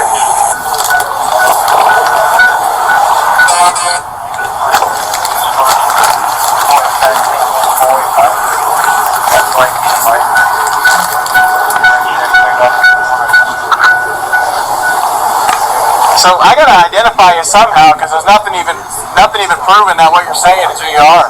You know what I mean? So in order to make sure you don't go to jail, because I can't tell who you are, I gotta figure out who you are somehow that comes back. We gotta make sure you don't got some warrant for some crazy crime in Detroit or wherever, right? You're just giving us some random name because nothing's coming back on you. Even if you were issued a permit, there should still be some kind of a... That's my ID. That's my ID. I got it, Mom. Hold on. Ma'am, are you still on speaker? Yeah, that's my mom.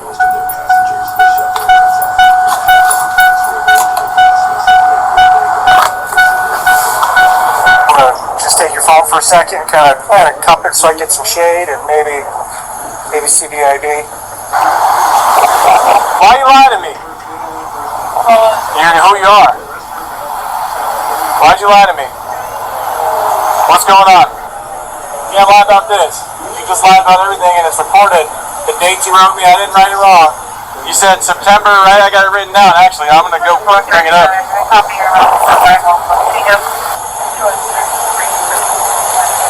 Okay, alright.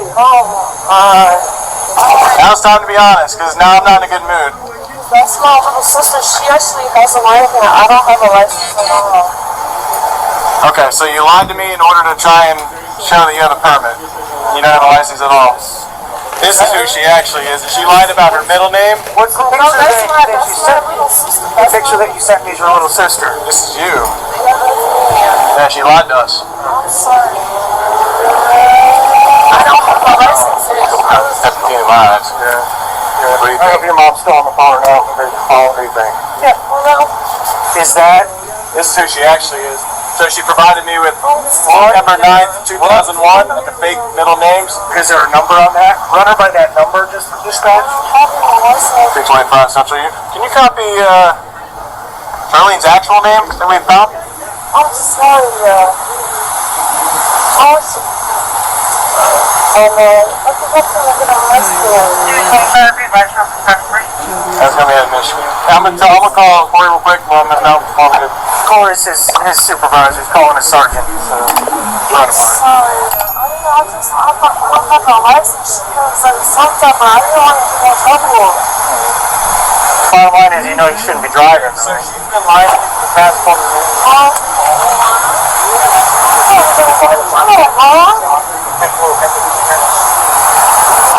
Yeah, false name to Elio. There's in the car.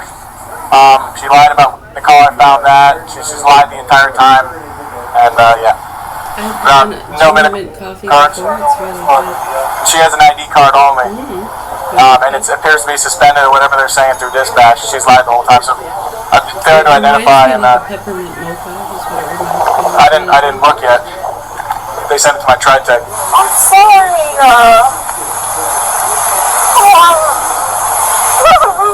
When they're I want you to drop it. Please, I'm sorry. I'm so sorry. Oh no. What are you doing this? You're lying. I know. I'm so sorry. You're being cool the whole time. I didn't know. I told you right off the rip, just be chill. I know. I'm sorry. I was gonna tell you. When a female legislator disagreed with Troy Jackson, he threw a water bottle at her in anger. Jackson was known for bullying, and his brash conduct with women raised alarm bells about his temperament.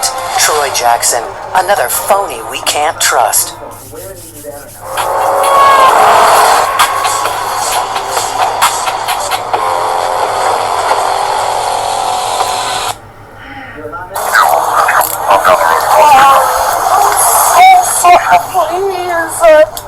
Please, I'm begging you. Can I talk to a sergeant? I just did. I'm saying, can I talk to him just to talk to him? I swear I won't do this anymore. Alright, we'll put her on this side. Hang out for a second, okay? You have a good license, right? Please, sir. Do you have anything in your pockets or anything? I don't have anything. I don't think there's any, Sir, Is there anything inside your pants or anything like that? 3rd-degree felony when we get to the jail. no. Hold on, sir, please. Lie to me, way too long. Listen. Okay, look, just let me talk for a second, please. We're done. I gave you out for 30 minutes.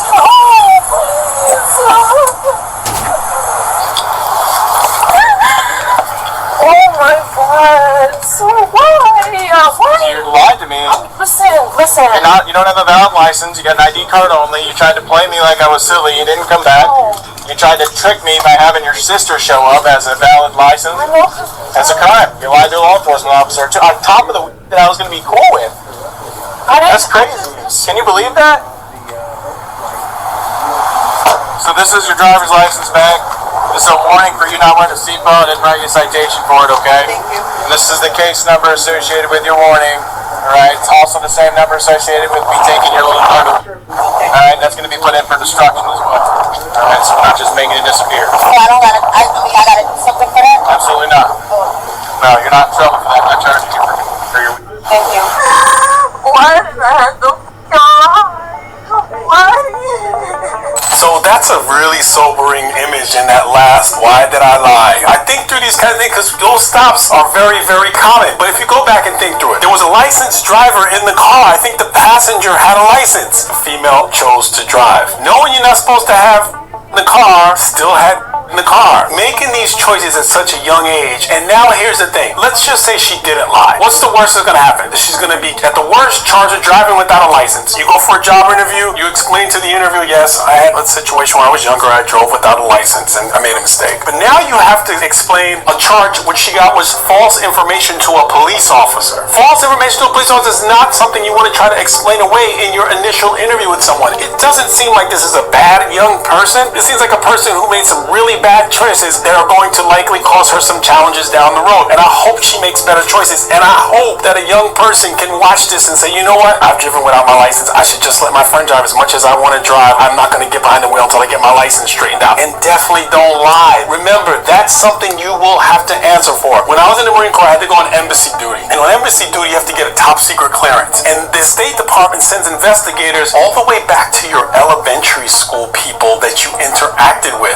and they ask questions about who you are and your behavior in order to get a top secret clearance. So think about it. The decisions you make when you're young, you will likely have to answer for in the future if you really want to get a type position where that matters. In most positions, that matters. So make the wise choice. Telling the truth is going to be your best option, and making the right choice so you don't have to lie is definitely the best option. Please share this video with young people, because I feel a little bit bad for this girl as she made these horrific choices. Like the video, subscribe to the channel, and click on the video that's on your screen for more content just like this. And don't forget to sign up to Encani to protect your personal information by scanning the QR code on the screen, or by using code Sergeant Curtis at checkout for 60% off an annual plan. When our veterans were left out in the cold, Susan Collins secured $3.6 million to help end veteran homelessness. With her dedication, Susan Collins secures victories time and again for our veterans. Tell Senator Susan Collins to keep championing solutions for Maine's veterans. A degree, but still no Family's earning six. They say higher education is outdated, irrelevant. We say, don't settle for the status quo. At Grand Canyon University, we shatter it. And we're redefining what higher education looks like. We lead with a pioneering spirit in classrooms that are incubators for bold ideas. I know how much I love my family. I know that person on the other end of the phone call has that same feeling that I have. The story of two arrogant guys who think they can fight cops. Yeah? Guy, he's got my f***ing phone. He's Stop right there. Hey! Fine, back up. You don't need to come up on me. Step back. What's going on? He f***ing slammed me. He's not giving me my phone. Alright, step back. Who are you? I don't know who you are. I don't know what's going on. Alright. Oh, great. Stay here. I don't know. Broken right Who the now. hell is who? Stop. This guy is dropping my f***ing phone, my card off. Whoever's back, man, can you step it up quick, please? Alright, what's going on? Stop. Stop! I'm not stopping. She's broken. Touch me again, you're gonna go. I'm not fucking getting. I want to. Don't push me. Don't push me. I'm not pushing Yes, you. you were. Put your hands behind your back. Man, hands behind your back. I want to know what's going on. Put your hands behind your back. Stay there. I don't know who is who. Can you let me up? My arm's hurting. On this camera. Other arm. Why are you doing it? Because you don't listen. Because you don't listen, you push me. I didn't push you. Put your hands on me. I asked you several times to step back. So you guys don't think if I just secure so I can pull some people down? I'm sorry, dude, okay? On your knees. He was going to take off with my... 43. Okay, and I told you to hold on for a second. I know, but he was gonna take off. He wasn't going anywhere. Yes, he was. All right, we're done talking. All right. I'm not trying to give you a hard time. All right? I'm not. Get on the jacket. I'll consider it now. Huh? Yeah, you're under arrest right now. Put your foot in. The guy who got in custody right now, I didn't know who he was. The girl, so you have three people. You have the girlfriend, the tow driver, and the arrested. Girlfriend of who? The tow driver or the arrestee? The arrested. So she's coming out of the car. At first I thought he was the tow truck driver. He comes up on me. I'm like, we'll figure it out. I don't know who's who. Just stay right there. He gets upset, comes back at me. He's talking about his girlfriend. Oh no, it was his girlfriend. I thought it was her car. I thought he was the tow driver. Like, you need to stay away from each other. And then he gets upset, comes back at me. I put my hand up. He stayed back. He's coming at me very aggressive. So he gives me one of those. He shoved you? Yeah. And I'm like, no, we're not doing that. You go over there.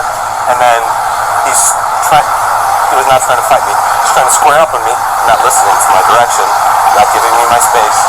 So I told him he was under, I went to put him in cuffs. He fought with me. We ended up going to the floor. And that's when I requested the second unit. She ended up coming off, falling off the truck or jumping off the truck or something. And there was a whole lot of chaos. Are you injured? I'm not injured. Is he injured? I didn't ask him. So where's he back to your truck? He's in the back of the car. Okay. Like I explained to your boyfriend, I didn't know who was who. Okay. He's coming over to talk to me. I told him to stay back. Right. I told him to stay away from you. Right. I put my hands out because he's So not I've listening. seen he was irrational. Yeah, he thought it would be a good idea to give me a little push back, and we're not going to play that game.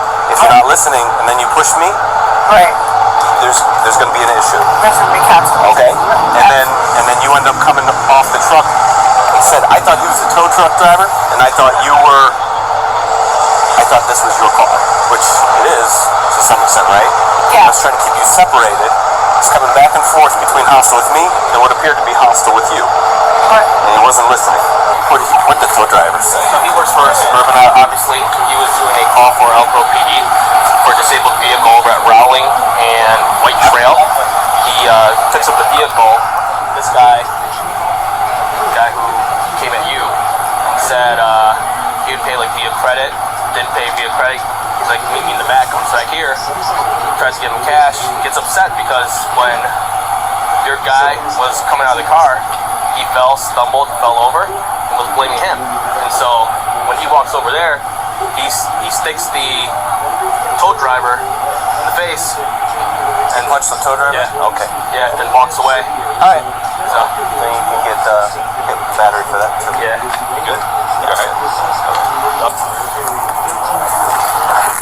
You got all those letters on. We're gonna take some of them off. Okay. I didn't get in any conversation with any officers. How did you get here? How did I get here? He towed my truck. What I did is I was going to pay the tow driver $300 because that's what he charged me to get my van over here. Right. So I'm paying him. Okay. So what am I doing? We're going back to the police department. For what? Oh, for battery. Battery for who? You punched the tow truck driver? I did not talk to. I did not talk to tow. I did not punch the tow driver. In the car, please. I did not punch the tow driver. This is where you got in trouble the first time, all right? I did not punch the tow driver. That's a lie. You're not listening. Get in the car. That's a lie. I did not punch the way. Oh, hi. And when did God damn it. Sit down on the list. I did not punch the fucking tow driver. Bullshit. I did not. He's gonna get in the car now. No, I did not punch him. I did put. Who? Already got in trouble in the first place? I did not punch the tow driver. I did not punch him. Let me talk. I did not punch the tow driver. That's a total lie. We will talk. That is a total lie. Are you gonna let me talk? Yes. Breathe for a moment, okay? Let me talk. I don't want to be interrupted. I swear to God, man, on my holy Bible, man, I did not touch this. I did not touch this. I did not punch this tow driver. Okay, listen. We're gonna discuss this at the department. You have to sit in the back of the car. Okay. You understand? Yes. He's lying. That other foot, be careful. Get in it. It's tight. Get the seatbelt on. I need my money. We have your money. Okay. I did not punch this driver. And secure. Good job. Susan Collins secured critical K-12 education funding for Maine students. This year, she brought Maine more than $70 million to support students with disabilities. Susan Collins supports Maine students and Maine's future. Because right after it, there's some pictures of you guys together on social media. The suspect was charged with aggravated battery to a peace officer, battery and obstructing a peace officer. He is innocent until proven guilty in a court of law, but that case was nothing compared to this guy's freakout. Don't tell me what to do. Okay, well, you know what? Here's what we're doing. How you doing, sir? Why don't you go find a sergeant? Okay. I'm Deputy Keys. I'm morning camera inside. Do you live here, buddy? Did you hear what I said? Yeah, they're coming. Do you live here? No. Okay. What's going on? I'm just visiting. Okay. What's going on? Are you coming to my house? Well, if you live here, then I am. All right. Am I eligible to drink this vodka on my You probably shouldn't. Yeah. Okay. Okay. Let's see what happens. Okay. Go nuts. What's going on tonight? You get into it with Dad or what? Dude, it's an ongoing process. I found God. Belief systems are garbage. Earth is garbage. Okay. The trash you people think you know is garbage. Okay. You want to work with a guy like me, you better come up with some good backing. Okay. I'm not. I got a dog in my house that will eat you and a small child alive. Okay. What's going on? Out of his mind. His birthday was the 21st. He turned 38. He's alcoholic, bipolar, not taking meds. I've been sick, recovering from long COVID for the last year. Yeah. He wants to take me out in the backyard, beat the shit out of me. He wants to punch me in my face. So don't. Is this your house? Is it? I don't know. I'm asking you. I'm asking you. Well, I certainly don't know. I don't know Well, you better figure it out. Okay. It's not my place. What are you doing? I don't have any weapon. Okay. Stay right here. I am a weapon. Stay right here. Where am I going? Take it. I don't know. Camera on. It's on. I'm on the camera. And try to think of some words that are going to be, kind of smart that come out of your mouth. Okay, can you tell me And what then the problem get a is? sergeant. The sergeant and is coming. Yeah, good. Can you tell me what the problem is? Okay. Did you get into a fight? What's he doing inside tonight? Okay, alright.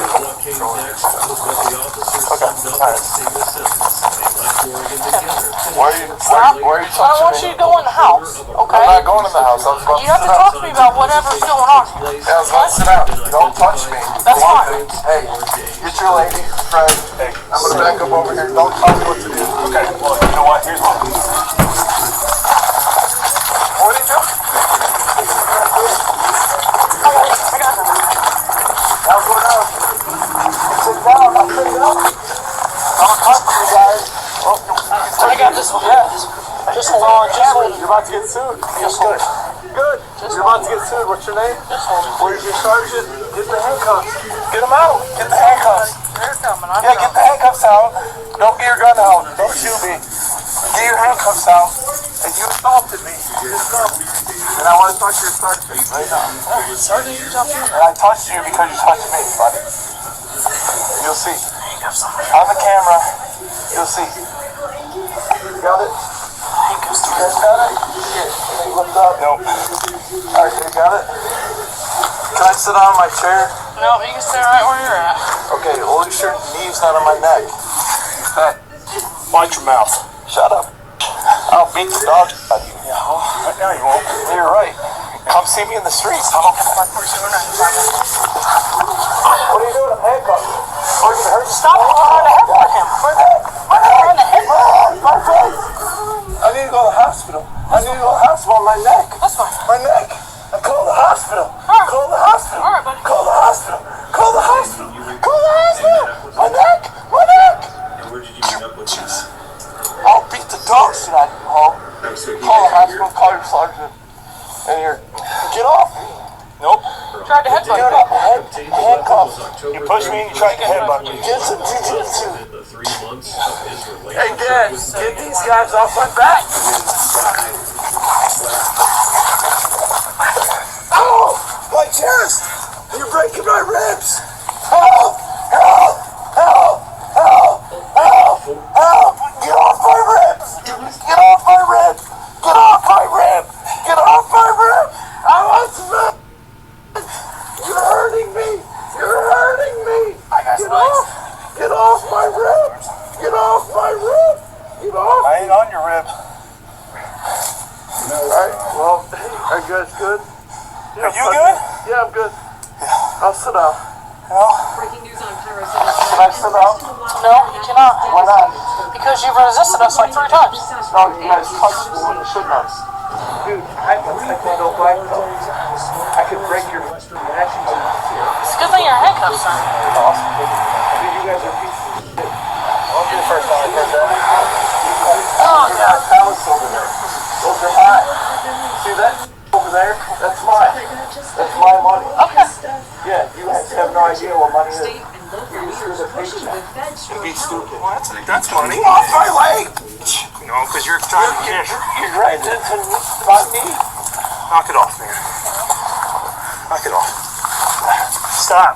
Dude, get off my knees. Stop kicking. Stop doing These are stupid shit. joints. These are joints. Stop. I'm a person. Stop. I'm a fucking person. Know that. Sergeant, get over here. Get them off me. Get them off me. You guys have a huge lawsuit on your hands. Get them off me. I'm under control. I can sit up and talk. We've tried that all. No, we haven't. They pushed me. They hit me. They grabbed me. And then look at my hands. Bro, look at my hands. Look at my hands. Look at my hands. They're bleeding. They're bleeding. The cuffs are digging in. Man, where is people? Where is the sergeant? Chill for a minute. No, get off. He's just saying he wants to, he's going to keep fighting us. No, I'm not. They injured me. Look at my wrist. They have no reason to arrest me. I haven't done anything. This is my house. I can find myself out if they want to arrest me. Hey, Sergeant. Hey, Sergeant. I'm not a sergeant. Are you a sergeant? Nope. Where's the sergeant? He's coming. It's a big county. He's coming. I will sit up front. Okay. And I need an ambulance. I need an ambulance. Right here, man. That's who we are, man. My knee. They might not get it. And my face. You gotta calm down for a second. Safe for us. We will. Holy calm to us. I'm ready to go to the hospital. You wanna stand up? I've got bad shoulders. Are you gonna stand up? So I've got knees and joints, so figure it out. Well, we're trying to ask you how you want to do it. Turn. There we go. Now put your knees in your chest. Okay, there we go. Now On pick your me butt. up. On your Now watch butt. my wrists. Yeah, there you go, geniuses. Now get me to the ambulance. Now how am I gonna walk? You got stretching. Bring it How am I gonna walk? They're gonna bring it We're over. gonna get the cuffs off me. No, the cuffs are digging in. Can you tell me what's going on, man? The cuffs are digging in my wrist, and I feel loss of blood because of the cuffs. You got finger And I want to sue these guys. And it's all on video. And he grabbed me, and I pushed him off me. And he put me on the ground, and that's what happened. Alright. What did you want the ambulance for, though, my man? I gotta ask you that. They slammed me on my knee, my left Okay, knee. so you're having some left knee pain right now? Yeah, my wrist. Okay. Well, we'll And my see. head. Okay. And my back. Okay. And everything. These guys shouldn't have touched me. I didn't touch them until they touched me. And they got me out for assault? Give me a Yeah. second. Let me get this Get the sergeant. Get Paulus. Get the sergeant out here. Get the sergeant at the hospital. Get the sergeant. Yeah, this is gonna work. Don't work. I promise you'll work just fine. Okay, where's these handcuffs gonna go? They're gonna go behind you. They're right They're digging in my wrist. Look at them. Look. Get your flashlight. Get your flashlight and look at them. But I can fit my finger underneath this. No, look at the wrist. Sit back. Yeah, Look at the wrist. Right here. Right there. Okay. Okay. Thank you. I'll talk to your sergeant and my lawyer. And you guys are. And this bitch, she thinks she knows something. Dude, you need to mouth. I'll beat the dog done. Hey, dog, on you. Ignore them. Talk to me. Yeah. Stop talking to them. Hey, get me away from Talk to him me. before I kick him in the That's what face. we're doing. Stop threatening. Pussy. Hey, Get out of my f***ing yard. over at me. My dog will eat your face off. Okay. Stop talking to them. Sorry. You Sorry, need sir. to tell me what's going on right now. is. Everything that you can tell me. Yes, sir. Stop talking bad about them. I don't care what they I got drugs tonight, and things are not going well. Just my dad thinks, what he thinks is caring. It's not caring, it's just his belief system is trash. Okay. So what are we going to the hospital for? My knee? Okay. We're going for a clearance. Hey, give me a sergeant. Tell me what, all this, somebody. Here, and you. You, and you. You're lucky I don't know you. I'll beat the dog. We'll put it. You're right there. Sir, what's going on? Does she live here with you? What happened? Let up, we're not doing that. Get away from me. Hey, I'm about to pick you up. Do not kick while we're trying to pick you up. Trying to kick him in the face. Get away I'm from me. standing in front of you. Sorry, We're sir. gonna pick Sorry, you, sir. okay? Sorry, sir. We're gonna pick you up. What happened? Bill, this has been going on for what? A month and a half. Is he alcoholic? Okay. Did he hit you, or was there any crime that occurred, or is he just totally out of control until we got here? I mean, he's committed a crime now, but before that. Do you wanna, I haven't been in since I left. Can you go in and see? He's also taken, took a big, one of these big boulders as I was leaving, because I had to leave. Smashing the hood inside of the truck. I'm surprised. Hit the windshield, threw a dish down in the kitchen, all over, stomped all over that, telling me, and he's been telling me this for weeks. He just wants to take me out in the backyard, beat the shit out of me, he wants to punch me in the face. He's told me that time and time again, and all I had been able to do is just try to, you know. He was charged with aggravated battery to a peace officer and resisting a peace officer. He is innocent until proven guilty in a court of law. In the ICU, I've seen patients being bankrupted by the cost of care. Susan Collins voted to support Donald Trump on the largest Medicaid cut in history. We need to tell Susan Collins to stop siding with Donald Trump. Can you really trust AI to keep your chats private? In Maine, Janet Mills started putting pauses on this stuff. But when she put it on pauses, there's nothing in writing. How a simple traffic stop turned into. Everything was, trying to discredit you, calling you a TV doctor and trying to discredit you. There was no accountability from day one with the governor. She was just trying to discredit you, our reporting, and saying that it was never real. The only thing that she ever did When it's to the point where they'll just, it doesn't matter who it is, if it's not right in line and is questioning anything to do with those handful of things, they completely don't have to talk to them, cast them off as, I was just wow, it's getting really stupid.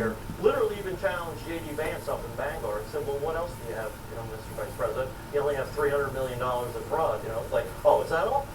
That's all you got? Maine is a very small, very old, and very poor state. I mean, there are beautiful parts of Maine, but, Maine is a working class, and people are struggling with electric bills. We have the highest electricity costs here, and we have the Augusta government is stealing money from taxpayers, and nobody's doing anything. I'm here because we want to do something. Right. I also recognize that it's not just Maine taxpayers, it's federal taxpayers that I have a responsibility to. So what I'm witnessing is folks living in other parts of the country. You might be in New Mexico and think, I don't care about Maine. Yeah, you should, because when you start paying for Paradise Residential Services, and you start paying people to dramatically increase the amount of money that are being spent year after year after year. I think it's gone up 3-4 times in just the last 5 years. I'm spending with that a significant increase in the number of people. It blows my mind. I'm thinking, if you're in New Mexico or Mississippi, why you're states that have financial issues, why do you pay extra money to the federal government so they can shroud it back to Maine so Maine can be weak? Because you tell me people are scared or ashamed of being called racist. People covering that. You do what's right for your family, do what's right for your friends, our governor and anybody who's around you. And if someone's taking advantage of... Isn't it interesting the people that they try to do that to? It's just dumb. It creates a huge lack of trust. It's scary. It used to be a high trust society. Yep, and that's the problem. It's not a high trust society, quite the opposite. Across America, by the way, double-digit drop in how much you trust people. Inhumane. When you move out of trust, as a prime primary currency, and now and you look around, everyone's getting a little bit, you corrupt the system. It's not about fraud, just waste and abuse. It's about corrupting Yeah, the it's system. worse. The It's way foundations of our worse social web that than lying supports all to of a our police people are most officer. vulnerable. Way So worse. how do folks fathom this up here? How I do they mean, lose if you themselves? think of like a chase and how many people they put in danger, it's like that. If you can kind of metaphorically put that into perspective. What? You know, my brother lives in this home, and I just assumed that they were trying to discredit you. And it's like, no, you need to get here. And when the family members come and they find out, like, I just assumed because, you know, millions of dollars are being spent that these people are being taken care of. And that's where Sleepy Maine, where this fraud has come in. You have these non-government organizations that have come in with new Mainers, you know, either Somalia, Rwanda, come in and they don't, sometimes you find these companies, like with wide-eyed innocence, it's like, this is wrong. Because nobody's holding them accountable. Well, this is what, you know, my friend who owns an NGO did, and that's what they did, and they were making millions of dollars. And they do know it's wrong, but they act as if they don't know it's wrong. And when the governor doesn't do anything about it, and when the, you know, one-sided leadership in Augusta doesn't do anything about it, these guys just keep going, just doing it, you know, going along with it. Why is so much of the fraud around Central Africans? I'm hearing about Rwandans owning a lot of these facilities. Because it's easy. Folks working there from the Democratic Republic of Congo. Well, I mean, they can make money in other ways. No, but it's the bulletproof. How dare you, Dr. Oz? How dare you, John Featherstone? You're targeting the Somalis. So most people, when most people get called a racist or a fascist and stuff, they just pull back and they don't want it. But that's the reason why Mills and the legislature have said, give this model to the new Mainers and let them run it. Because people will go away from it. Like the legacy media here, they won't touch these stories because they don't want to be labeled this and stuff like that. So, it was really nice when J.D. Vance came to Bangor, he highlighted, and the legacy media is like, wow, they're giving them a shout out because it's sleepy old Maine. You don't hear about it, and when you don't see it in the news, and it's not being posted by the legacy media, it doesn't happen. So I've been to Minnesota, number one population, I believe, of Somalis in this country. Been to Ohio, around Columbus, number two biggest group. I think Maine's number three. Why did this become a hub for Somalis, Rwandese, the Democratic Republic of Congo, the Congolese? What's going on? Were people actually trying to bring folks here from Central Africa? Catholic Charities, which a lot of people always say, oh, it's the Catholic Church. No, it's Catholic Charities targeted like Lewiston. Lewiston became a very, very big hub. And I don't know how long you're here, but you and I we should go to Lewiston. There's a lot of fraud in Lewiston. Catholic Charities would just bring these groups in, and then, like I said, then the current administration here would just say, "This is a good thing.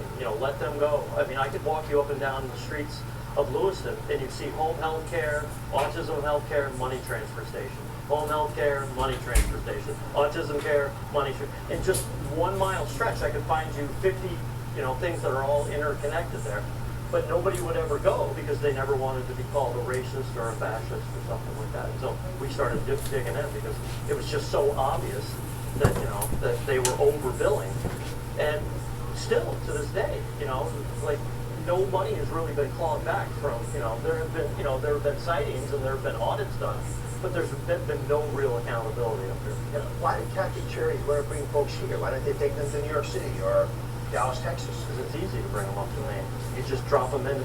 The one thing about Maine is there's not a lot of people here. So you could drop them in. You would have housing. You would have government services. Maine is 3 big cities, and then it's rural. And, the coast is beautiful, and it's vacation land, and, but you've got 3 big cities in Maine. You've got Portland, Lewiston, and Bangor. So you can just drop a whole society into Lewiston because there was housing because all the mills had shut down, so there was empty housing. It was easy to drop them in here. It was also here in Portland. It was easy to drop, 30,000 people into the community, like overnight. And then that's when they started propping up these NGOs. I mean, the NGOs are the problem here in Maine. If we didn't allow for-profit care systems for our most vulnerable, what would happen? If you couldn't make money off this and they have to all be nonprofits, what would happen? We would save hundreds of millions of dollars, and the care would be so much better. Seriously, because even what we have found in services like this, they go out of business. So where do their clients go? Yeah. There's never the outrage of 100 people picking up the phone calling you. Like, you shut down my loved one's services, and now my people aren't being taken care of. You've never received that phone call from me. I don't get those phone calls. Like this place, I know. I saw the letter that was reporting them that when we shut it down, when the investigators shut it down, it was so dirty there were rat feces everywhere. The food was inedible, and a slew of other observations that allowed them to actually take this place down, despite probably people not wanting to do that. But folks who are here, because the people at the top were making all the money, they own all the other ones as well. Oh. So they just inherited these patients. You don't really affect the bottom line. They're still driving a Mercedes, and you confronted the person who owned this place. The lady who owned this place, one day I parked in the parking lot over there and waited for her to arrive to work, and I thought I was going to be here for a couple hours. She came a couple minutes after I did. After we had visited this place, she parked in this parking spot right here next to the handicap spot. Yeah. She parked in this parking spot, and I'll send you the video. And I walked up here and said, "Hey, good morning. I'm John from the Main Wire. Can I ask you a couple questions?" She got in her Mercedes and sped out of the parking lot. And I followed her for a little while in the parking lot. And then weeks later, you've got this, because she knew she was in trouble. So she just closed it down. Now, I'm thoroughly convinced this is going to show up in a spouse's or a cousin's or a nephew's name, and they're just going to do something. And where was she from? Rwanda. Rwanda. Yep. What's your personal connection to this? I am a father of an adult with autism, and this is my biggest nightmare, Dr. Oz. When I die, my son's going to, he has a younger brother, and, hopefully he'll take care of him. But if I have to put my son in a situation like where I or my wife passes away, this is every autism family's worst nightmare. Like, I think the government's going to take care of me, because that's the government's job. They're supposed to take care of our most vulnerable. But I find when I go to these places, our most vulnerable aren't taken care of. I hope I live a long time, but I'm not going to. I remember back in 2008 a family and member doesn't what they did. Step up and help us out. Then it's absolutely horrific, like when you actually understand, and you see a lot of the different targeting and the funding that got shifted to. Oh, thank you. Pleasure to meet you. Yeah, it's so sad. It really is. I think that's kind of going to be adjudicated on it. I don't know. Shots fired, I'm hit! I'm hit! I can imagine.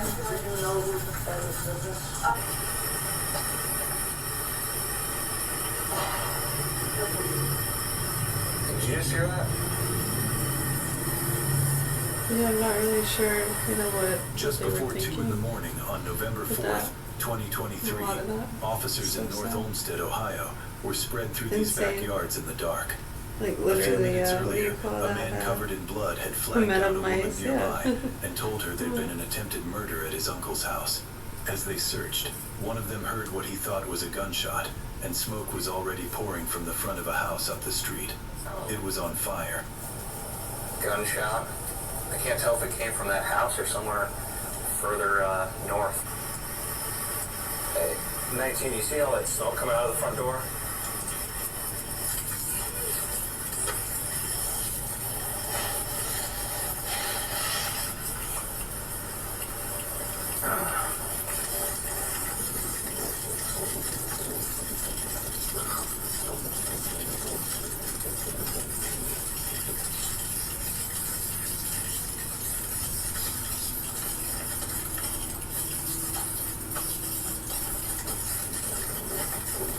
Someone's running westbound. We're on Berkshire Country Yards.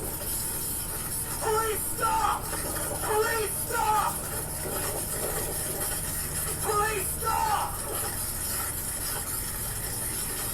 Police, stop! Do not move! I said stop! Police, stop!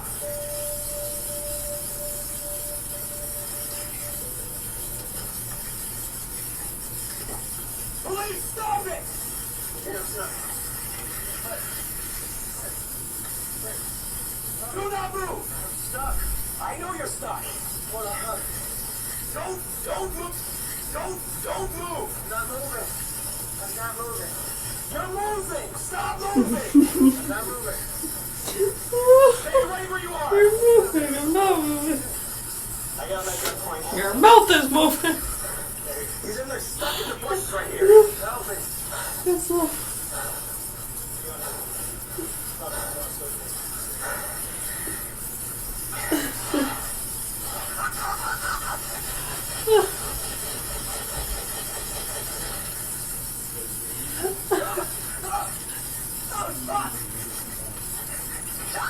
Shots fire on the head. Oh man. Let's see.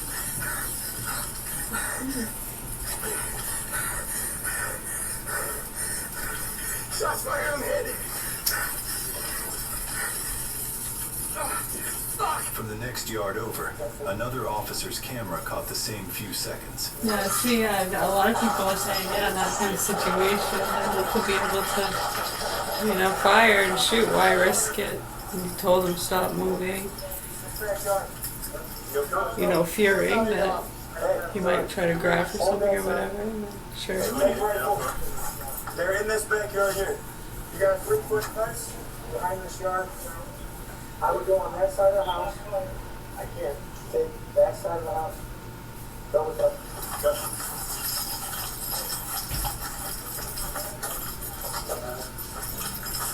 Where there was already a pursuit from police, so it's not as though, yeah, I mean, like a...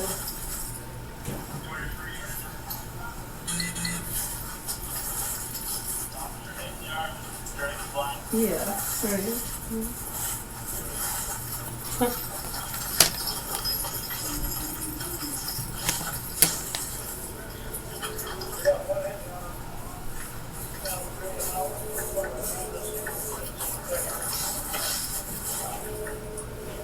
going to go over here. Just stay out of my corner. All right. He'd been shot twice, once in the forearm and once in the chest. A nearby officer got a tourniquet onto his arm and kept him talking.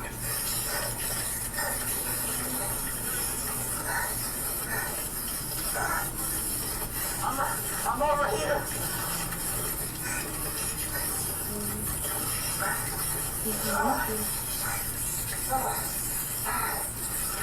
I'm right here. I'm right here. I'm hit in the arm. I put my tourniquet on. I'm right here. I'm hit. They got him at gunpoint in the bushes over there. He's in the bushes over there.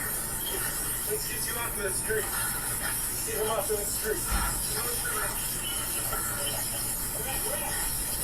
He's got him there. We got him.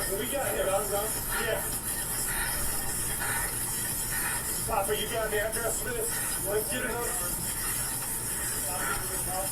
Let's get up.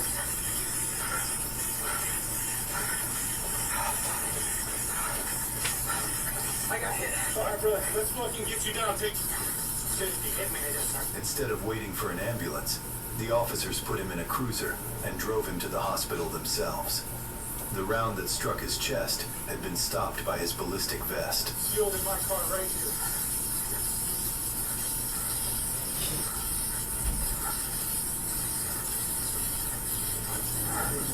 You're gonna take him? Where's your car? Because mine's right here.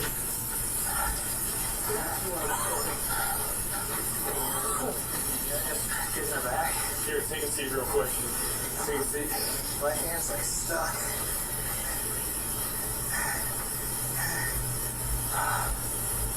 We're right at the intersection of Douglas.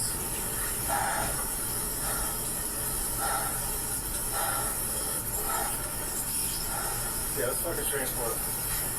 766. I want to self-transport this out of here. He's stable. We need to get him the same job. Alright, how are you? Alright, let's load you up. We'll make him sit in the back.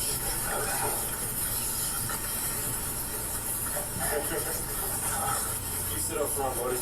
You're the fucking hero here. Come on. Put that down. I'm gonna secure you right now. In here. 5217.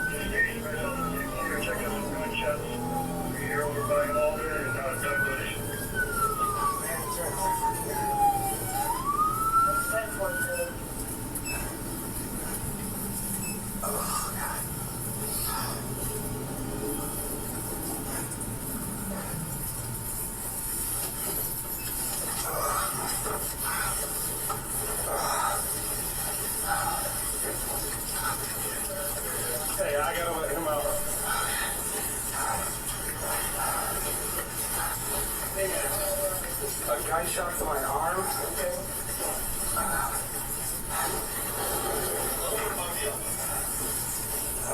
There. He's got the tourniquet on. He was also hitting the vest when he stopped. I raped. I didn't feel anything, but... Okay, where are we going? I don't know, man. Great. Alright, maybe we should close up, man. Yeah, okay. Close up.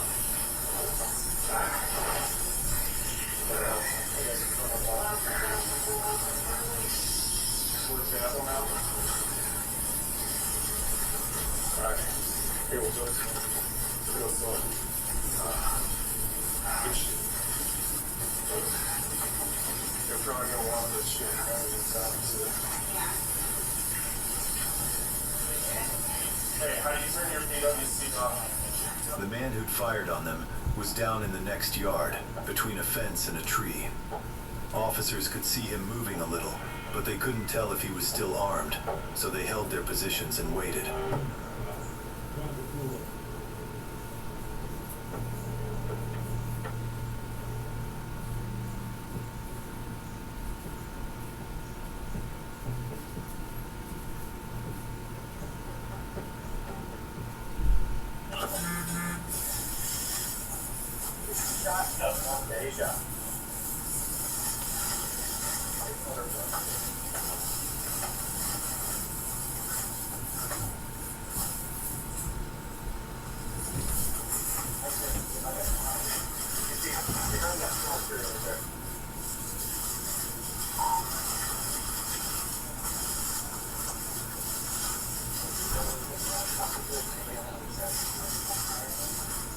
Is that Wallen?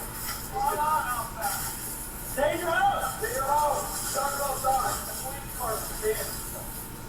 I don't think there's anybody on the other side of us to the north. It's just us here in the south. You have good eyes on him? Yeah. Is he moving? I see he's been moving a little bit. I don't know if it's last breaths or what.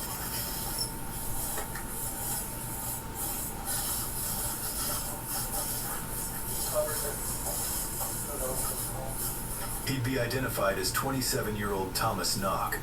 He lived alone a few miles away, was going through a divorce, and had come into the neighborhood that night in an old Toyota Camry. How he ended up in these backyards is something officers would only understand later, from a man they'd stopped 2 miles away.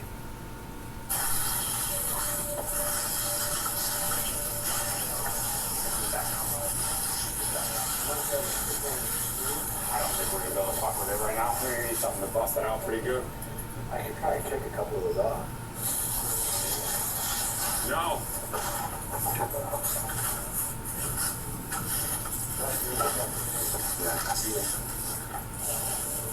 Do not move, man. It's on his face.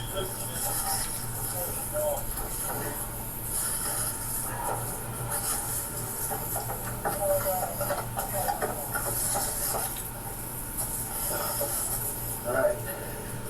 Well, it's aimed. No, no. That's what we'll do. No, we just don't want to grab it. Alright? Yeah.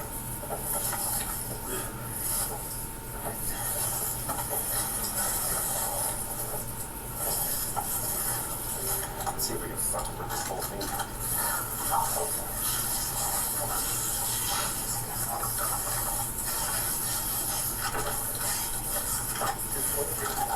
About 10 minutes after the shots, officers finally reached him. They worked a Beretta APX handgun out of his hands. He was wearing a black ski mask and blue surgical gloves.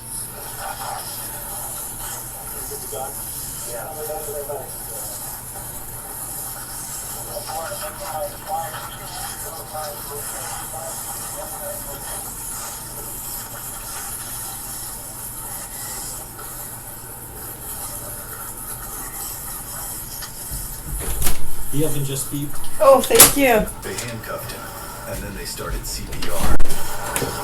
Thank you. It's gonna be the second house in, all from Main Street there. You can go through this way if you want, but you think you gotta wrap around now.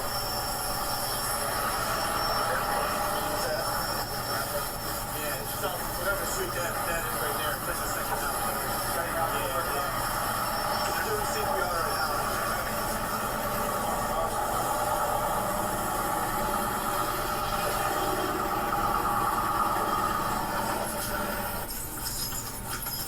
The house he'd run out of was fully on fire now. Ammunition stored inside was going off in the heat, and for a few minutes officers on the street thought it was more gunshots. They started pulling neighbors out of the homes around it.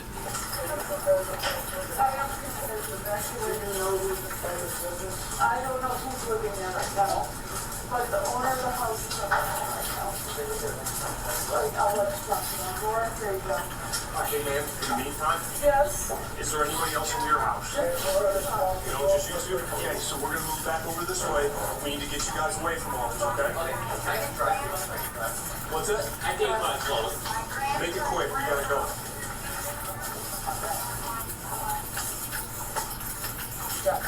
What's that? Who got hit? I know it's almost that guy. North Olmsted guy? Do you know which one? No, I don't. Hey, he said it's one of yours that got hit. One of yours got hit. Yeah. That's what it sounded like. Alright, these folks are getting evacuated right now. Bones is on the phone with the owner of this house. The one that's on fire. The drone they tried to put up to find him had a dead battery, so it came down to officers on foot, going door to door in the middle of the night. There's more gunfire, guys. Anybody at the house?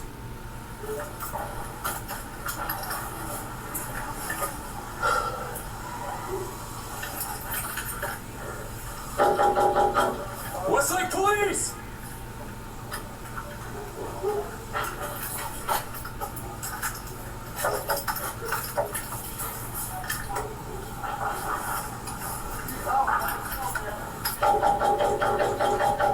Westlake Police! Police!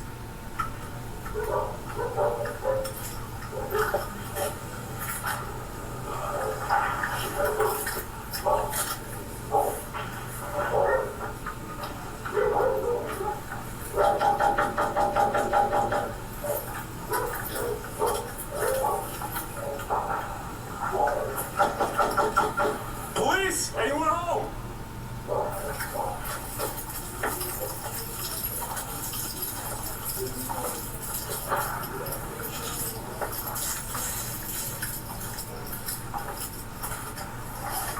Do you know if your neighbors are home? I don't know offhand. Okay. Um, We tried pounding on their door too. I would think that they would be awake if they were. Okay. Um, Is there normally just one car in the drive? yes, but they have one in the garage too. Okay.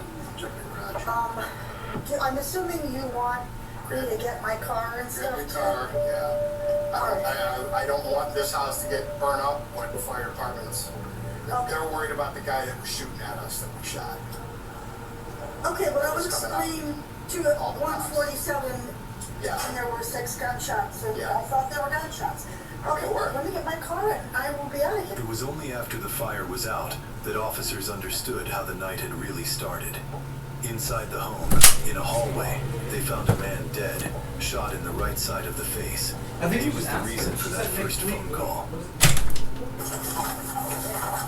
About an hour after the shots, and 2 miles away, officers stopped a man walking toward the police station. He was bloodied and hurt, and he was the same man who'd made that first report. They put him on the ground and read him his rights. Alright, you're good, you're good.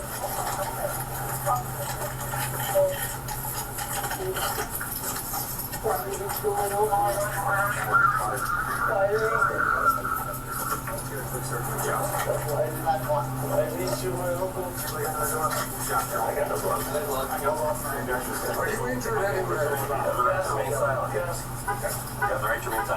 We do need a squad for What he told them tied the two scenes together. The man who'd killed his uncle, he said, was named Thomas, the same man officers had just shot in the yard. Who killed your uncle? His name is Thomas Rock. Where's your uncle at?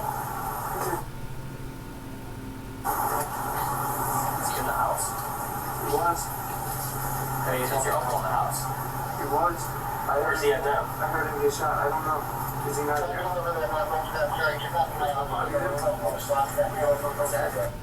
I was sleeping, my uncle. In the back of a cruiser, he laid out the night from the beginning. And I woke up. So you're up? Yeah, I woke up. Thomas Knock had a pistol in his hand. He told me to get up. We're going for a walk. Okay, what kind of pistol was it? I don't know, it's black. Black? Okay. You know if it was a revolver or semi-auto? Semi-automatic, I believe. Okay. And where did this take place? This was in your bedroom, or where was it? Yeah. Okay. Well, where at in the house? It was just the bedroom I was sleeping in. Okay. If I had to find your bedroom in the house, which bedroom would that be? Or walk me in from the front door? When you go into the front door, you take a right at the hallway, then you go into the front door, take a left, and it's the last bedroom on the right. Okay. So he woke you up in the bedroom? Tommy did. He made me go for a walk. Okay. What did he say when he woke you up? We got a squad in route for you, okay? Not much. He didn't say much. He was like rambling, like not making any sense. He was like talking in all kinds of different weird codes. I don't know. I think he was on some kind of drugs. He made me smoke something. He put it all in a bag. He made me carry it. He told us we were going to go for a walk to the park. He kept threatening my children and my family and his own family. Where were your children at? Because you told me only... My kids are in the shelter right now with their mother. Okay. And my grandma's selling this house here. She filed an eviction for me and my uncle. I believe my aunt was going to let me go stay with her. But the biggest problem was she was trying to get my uncle out. So he wakes you up, walks you downstairs, get dressed, packs up your stuff. Yeah, he makes what me... happens from there? Makes me smoke something. What did you smoke? I don't know. What do you suspect it to be? I don't know, maybe meth. That's what he was doing. I think that's what he was... I don't even know what it is. Okay. I mean, what did you smoke it out of? Around, like a glass thing. And then he made me go for a walk. When we got to the park, he made me take my shoes off. He made me take my socks off. I threw my socks in the park. My socks were pink. Your socks were pink? Yeah. Where did you get these socks from? From the lady that called 911 over there in the next development over. His shoes would be closed? She gave me the sweater to wear. Okay. And a pair of socks. And I wanted to try to run to my mom's house. Where'd your mom live? Over there. I wonder. One number about what happened. Before the park, did you hear the gunshots or was that? At North Olmsted Park, he said, the man made him strip to prove he wasn't wearing a wire and pistol whipped him when he wouldn't take his pants off. I wasn't in the park. I was back at home. He told us we were going to walk back home. After he made me strip naked, he told me to throw my phone. Yeah, probably a good idea. By the light post. Oh, make a pizza. Oh! Did you just hit your hand on the door frame, or was No. it off? I thought that's what that noise was. Do you want just regular drink with the pizza? Yeah. Alright. Welcome. My pleasure.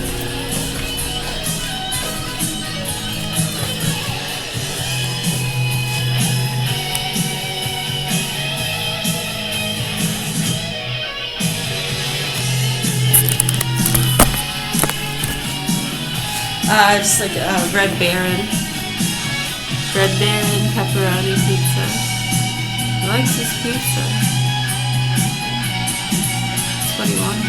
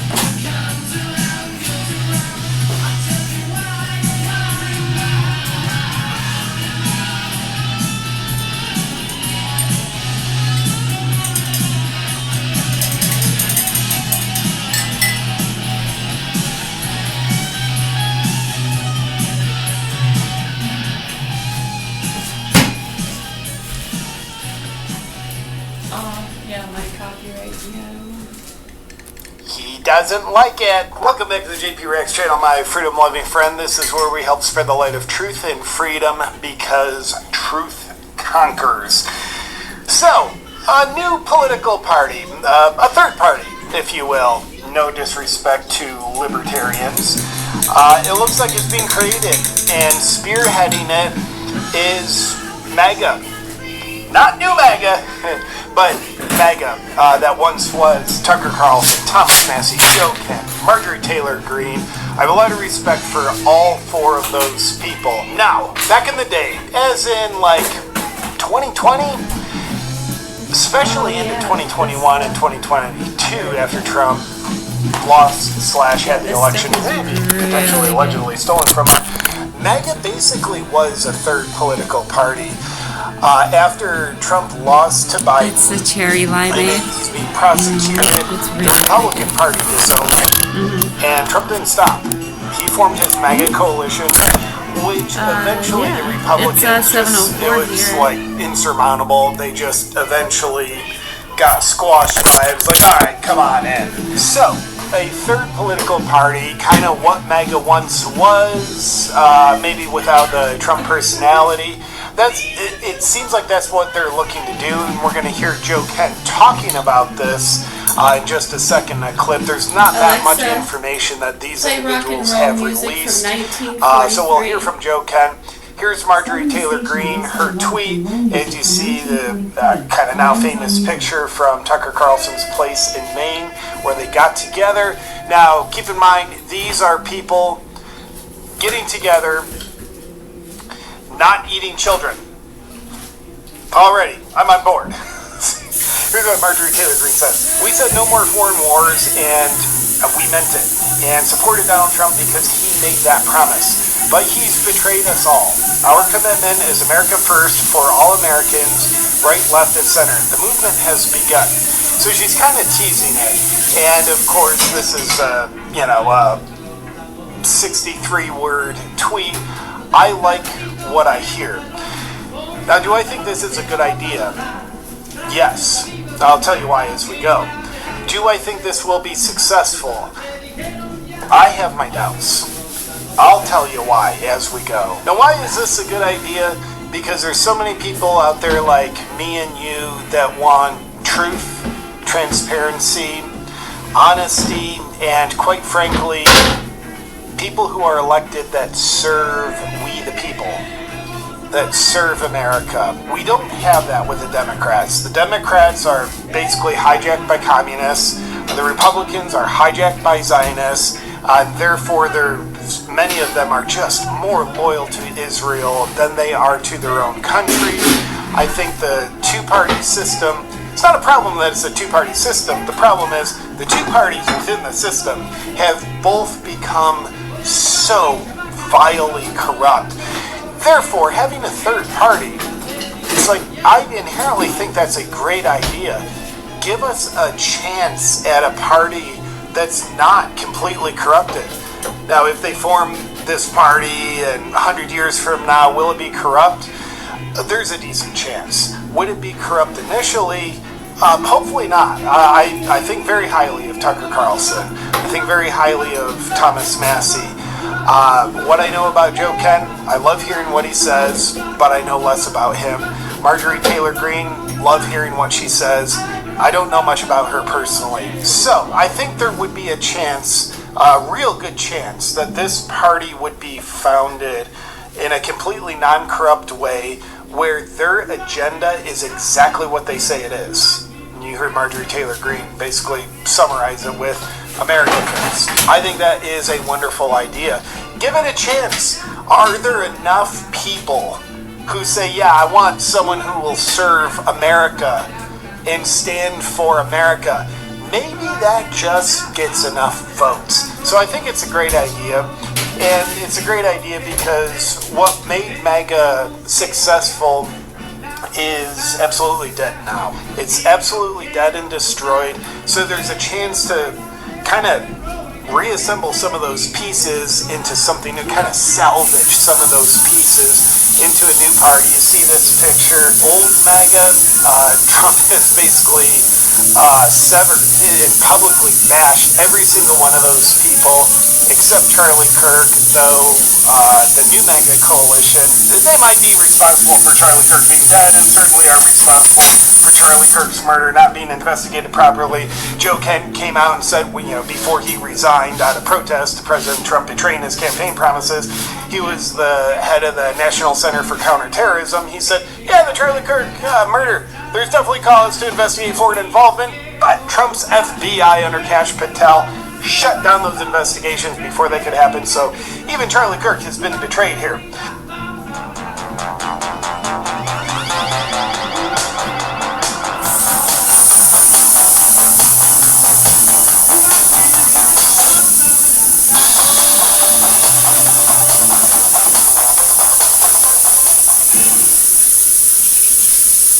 This car isn't finished.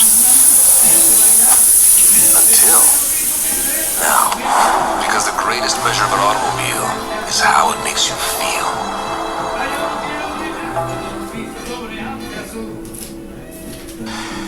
And then new mega. Cool, you got... we're pretty heavy on the Epstein class, ladies and gentlemen. We got the Pam Bondis of the world. Screw the Epstein victims. The Dow is doing pretty darn well. You have Laura Loomer. She is literally mentally ill. She's been involuntarily committed several times. We'll see a tweet of hers in a second.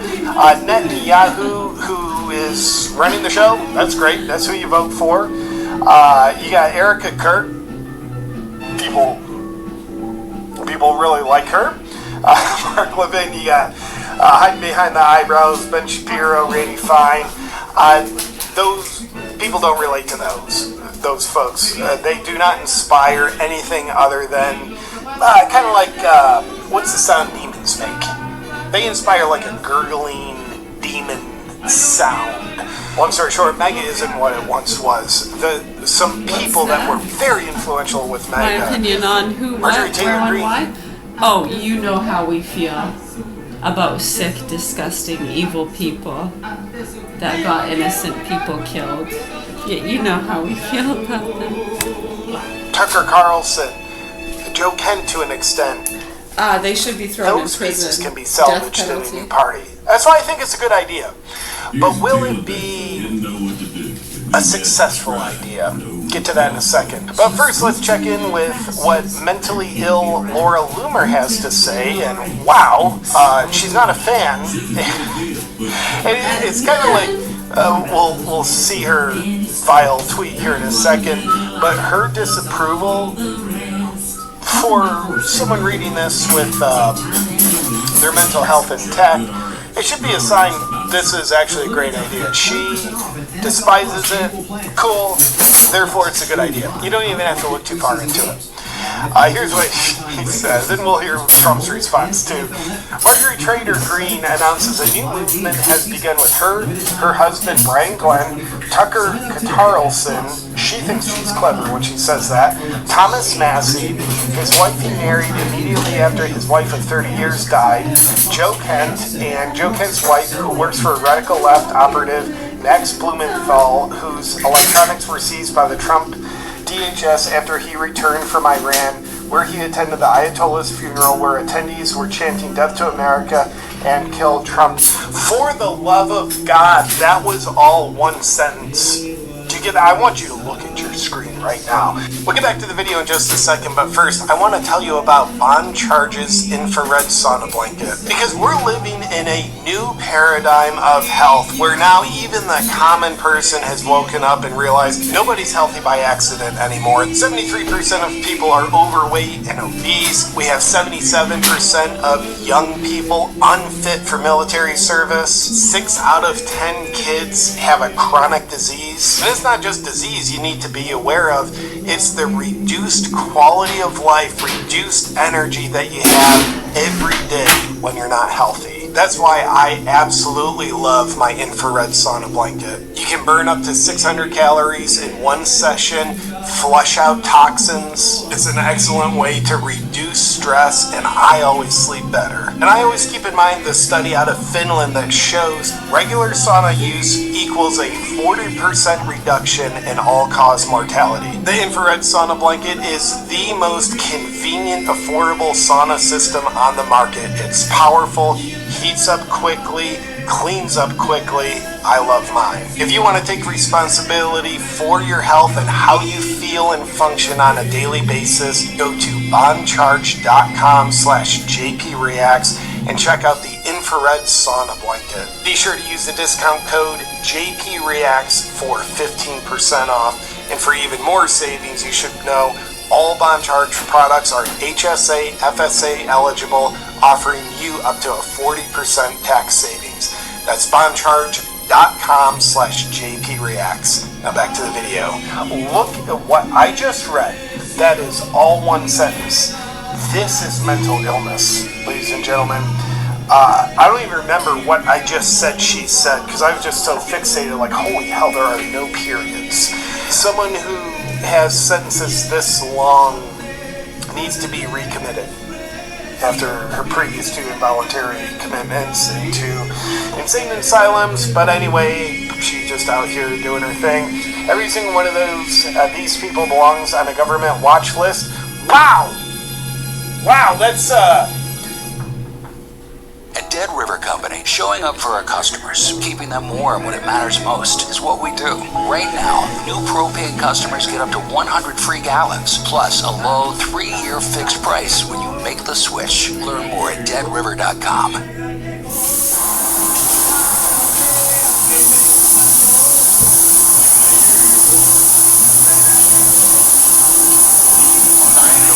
Thursday night, the big smile there from Butler. Looked as good as anybody in the prelims. Listen to this crowd on the straightaway for Virginia Tech as Lindsey Butler defends her title from a year ago. Lindsey Butler comes up. Do you want to support this gal's party of new MAGA? She's suggesting creating government watch lists. Right, that's America principles right there. Every person in this photo is a traitor to America and an anti-Trump operative, amplified by foreign adversaries. Wonderful. Yep, every one of those people, they're not a traitor to America. I would say they seem very loyal to America. They're definitely traitors to Trump. And that's beautiful because Trump betrayed his promises, and I respect people who are loyal to truth and principles. I don't respect people who will betray truth and principles out of loyalty to a person. I think the 3 things that have absolutely destroyed MAGA, and they're all broken promises of Trump, the Iran war. That's a big one. I'll save the biggest one for last. His unwavering loyalty to Israel, number 2. And third, and I think the biggest just C4 explosive that's destroyed MAGA is Alexa, Trump covering for the Epstein list. What's the name of this? After promising justice by him shutting down those investigations, which is what blackballed Thomas Massey and Marjorie Taylor Greene from Trump's circle. That is just the nuclear bomb that went off. Alexa, what's the name of this? This is Mi Suegra Llegó by Enrique Guzman and Lost Teen Tops. I still don't know. Alexa, what's the name of this? This is Mi Suegra Llegó by Enrique Guzman and Lost Teen Tops. Mi Suegra Llegó by Enrique. My segue. With Amazon Music Unlimited, you can listen to your music play a song on repeat and out from start to finish, or listen to a custom playlist, all without the ads. New customers get 30 days to try it free, then pay as little as $5.99 a month. Renews automatically. To get started, just say Alexa, try Amazon Music Unlimited.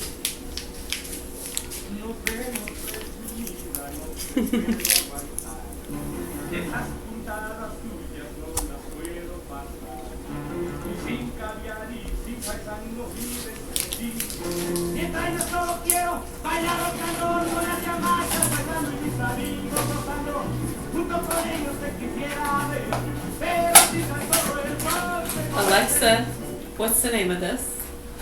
This is Presumida by Lost Teen Tops and Enrique Guzman.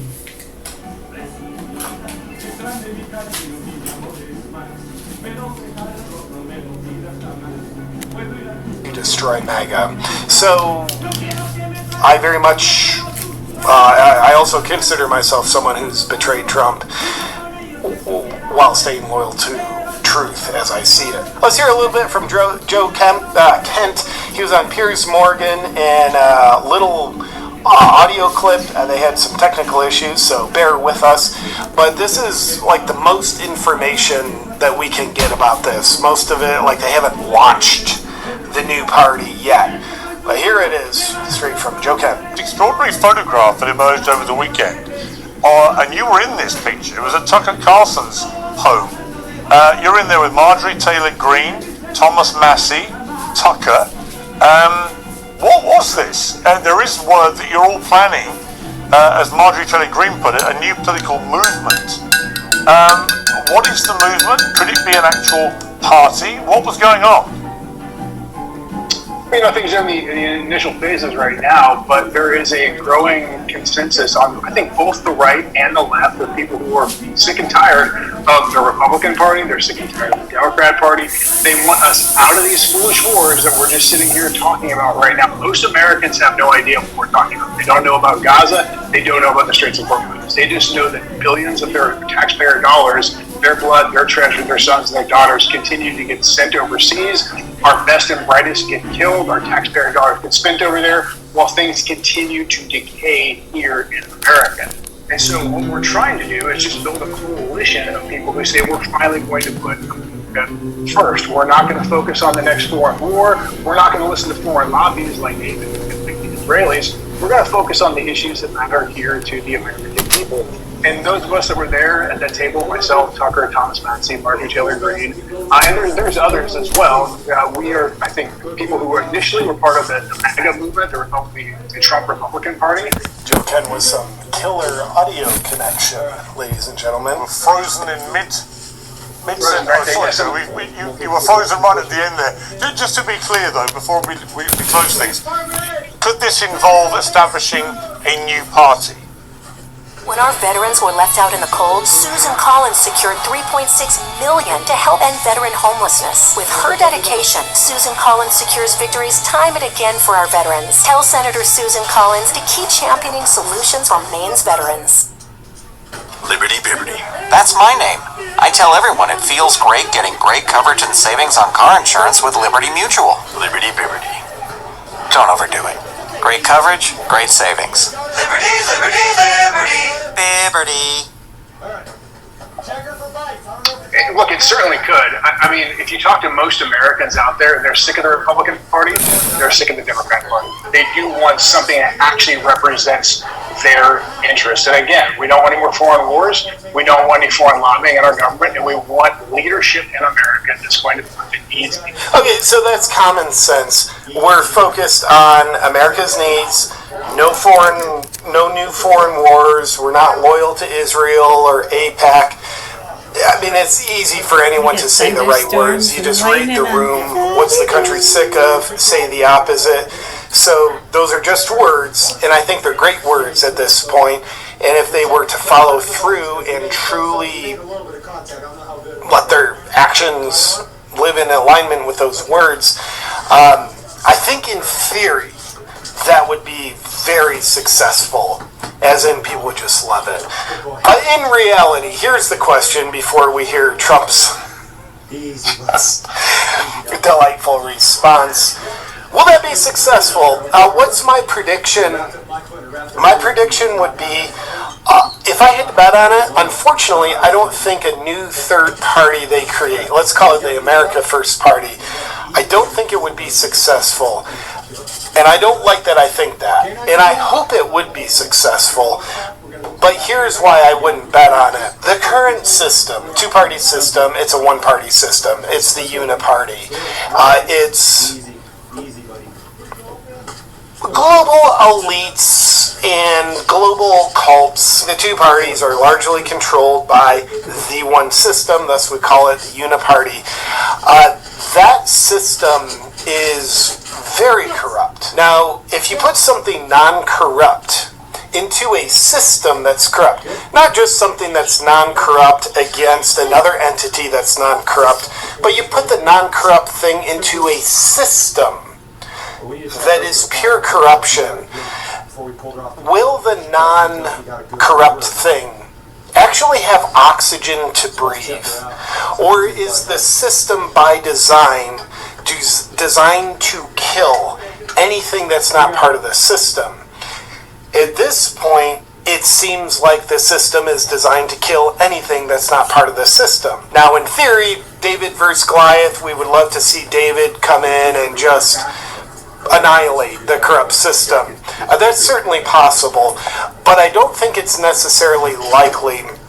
And here's an example why I sound a little pessimistic on this.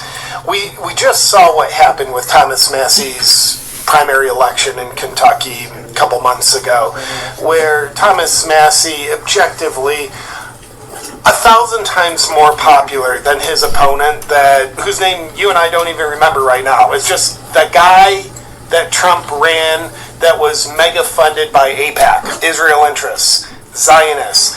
That guy, whose name we don't even remember, won the election by quite a bit against a guy 1,000 times more popular, 1,000 times more principled. That leads me to believe the way the system is designed, nothing else can live inside of it. America First Party, again, just working example of a name. It's established, and whoever their initial candidates are, who knows? Could be Tucker Carlson, could be Joe Kent, could be Thomas Massey, could be someone completely different, doesn't matter. But let's just say they genuinely have more support than the Democrat and Republican candidate. What's to stop AIPAC and Zionists from coming in with $12 billion that political advertising does?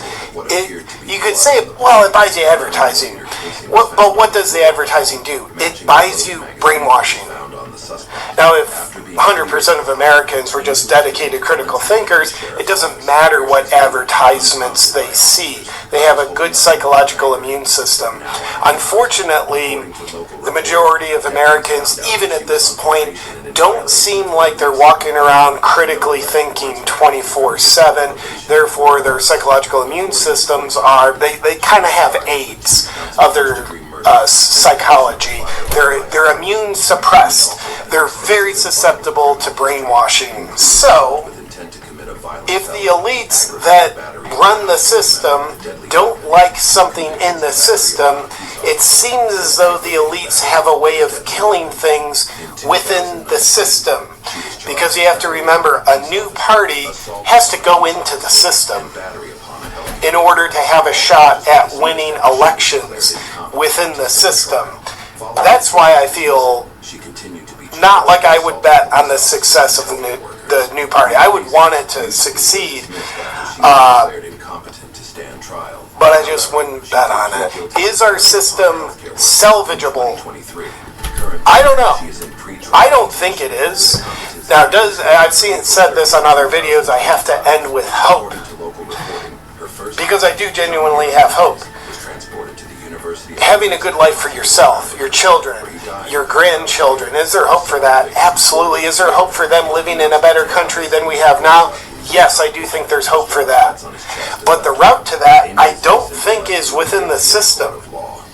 I think if we put all our energy into a system that's designed to do exactly what we always see it do, then we lose. But if we put our energy into our daily lives, the things that we can actually control. It's like if you live in Washington State, stupid example because same name as Washington DC. If you live in Idaho and you want a good life for your family, like the tangibility of their life, you want a good life for them. How absurd is it to put all your energy and focus and voice into what's going on in Washington DC? It's like, I want a better life for my family, so I'm going to focus on a place 2,500 miles away. That doesn't make sense. Even if the system works non-corruptly, it's like, don't put all your energy there.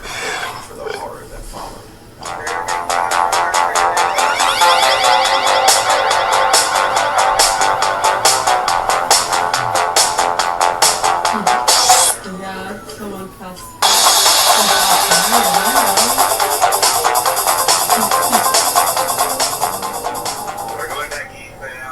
Even on my antidepressant, I wasn't making enough progress, and still hiding my depression. I wanted more for myself, so my doctor recommended Rexulti. When taken with an antidepressant, Rexulti was proven to significantly reduce depression. Maybe put 10% of your energy there, but then 90% like locally in your house, community. Maybe that makes sense. And I would dare say we're at a point where it's like the system doesn't seem like it's salvageable. Maybe 1% of energy goes there, but 99% of our energy, if we put that into the variables that we can control to control the destiny of our families, then I think there is good cause for hope. So, with that said, let's hear President Trump's response about Tucker Carlson, Joe Kent, all these traitors, Thomas Massey, Marjorie Trader Green.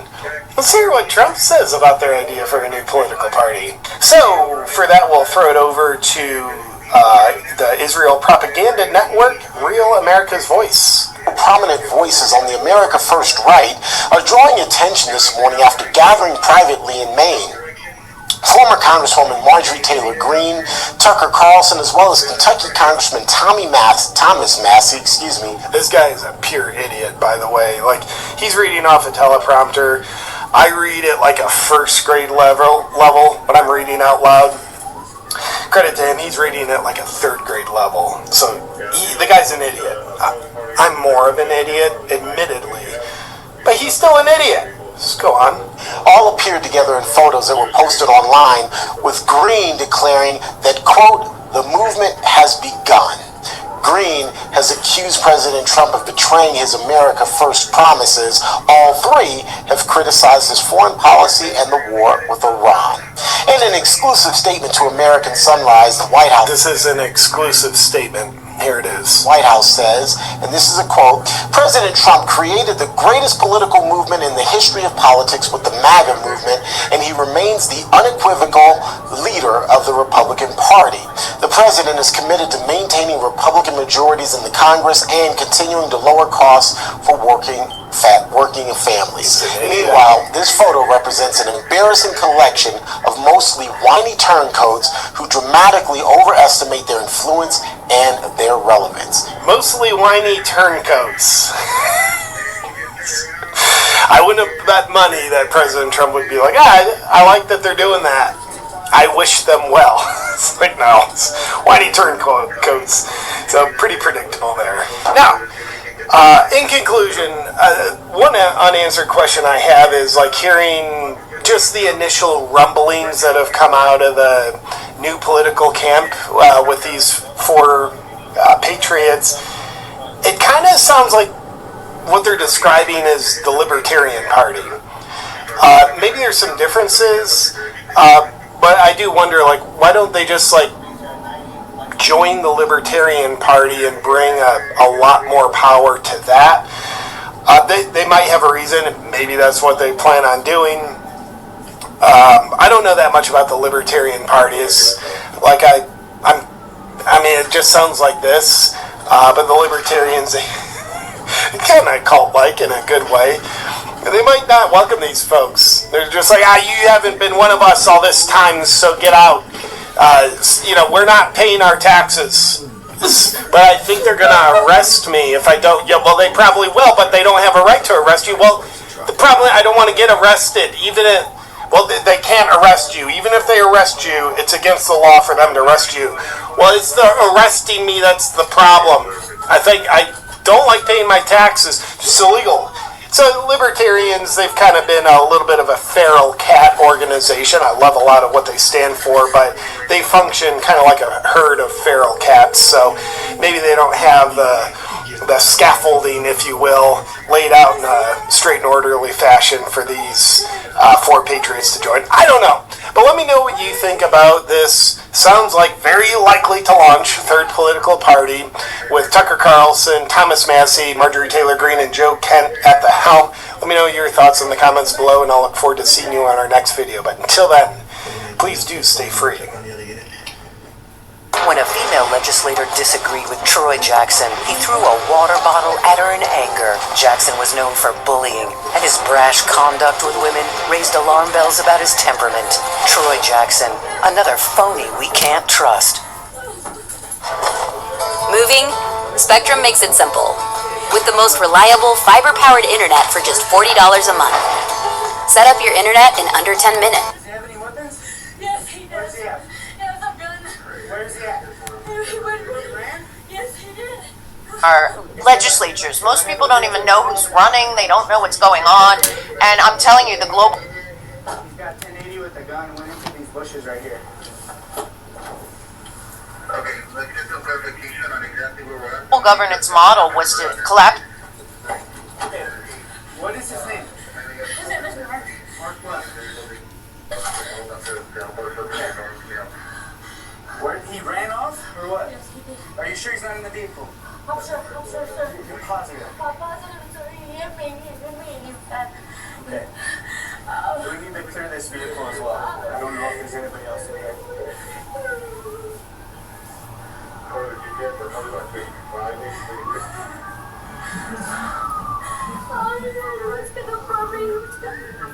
Did he stab you at all? Did he hurt you at all? I don't know. Okay. What kind of gun does he have? He had a knife. He has a gun or no? A gun and a knife. Okay. What's his last name? Hello? Santa 911? Hey, this is 319. I need a 55. Okay, where are you? I was involved in that pursuit. I'm in northbound lane, right across from that.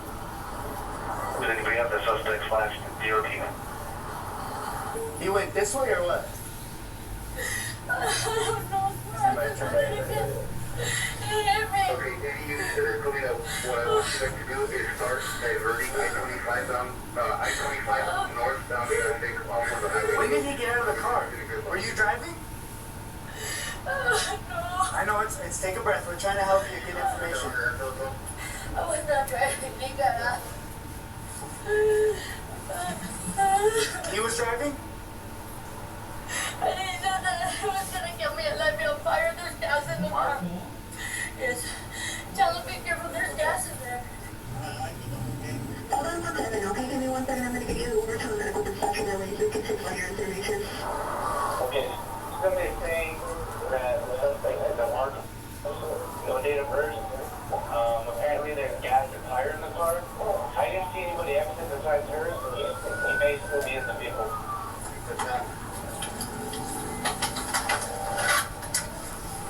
You can stay inside the vehicle, but all the airbags are clear and can't see if there's a driver in the car. What's he wearing? Okay, yeah, What's he wearing? He's wearing a red shirt and a black jacket. A red shirt and a black jacket? And dark jeans, Dark jeans, any hat, anything like that? He had a black hat. red shirt, black hat, jeans, and a black jacket. Oh my God.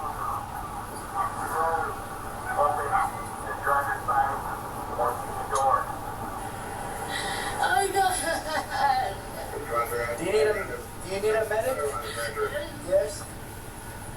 Did he stab you or shoot you at all anywhere? I don't know. Did he hit you? What did he have a knife? Yes, he was holding me. Is that blood on your jeans?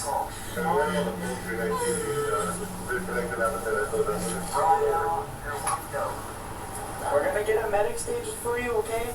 We gotta figure out what's going on right now, okay? Just stay calm. I know it's hard right now, but we're here for you, okay? She's with me. We need to get her out of here, man. You wanna get her? Okay, hey, I'm gonna come around. Hey, man, come out for me. Come on this side. You're okay. We just want to get you out of here, okay? You're safe. We got you. Do me a favor. Stay back. Get the tire right there. I'm gonna pull up.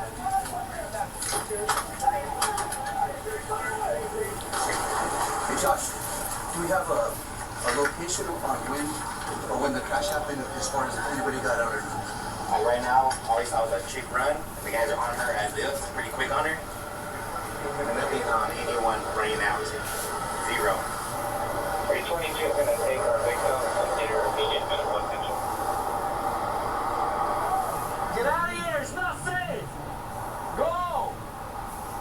But if we do come down to an approach, if we do come to that, it's gonna be a vehicle.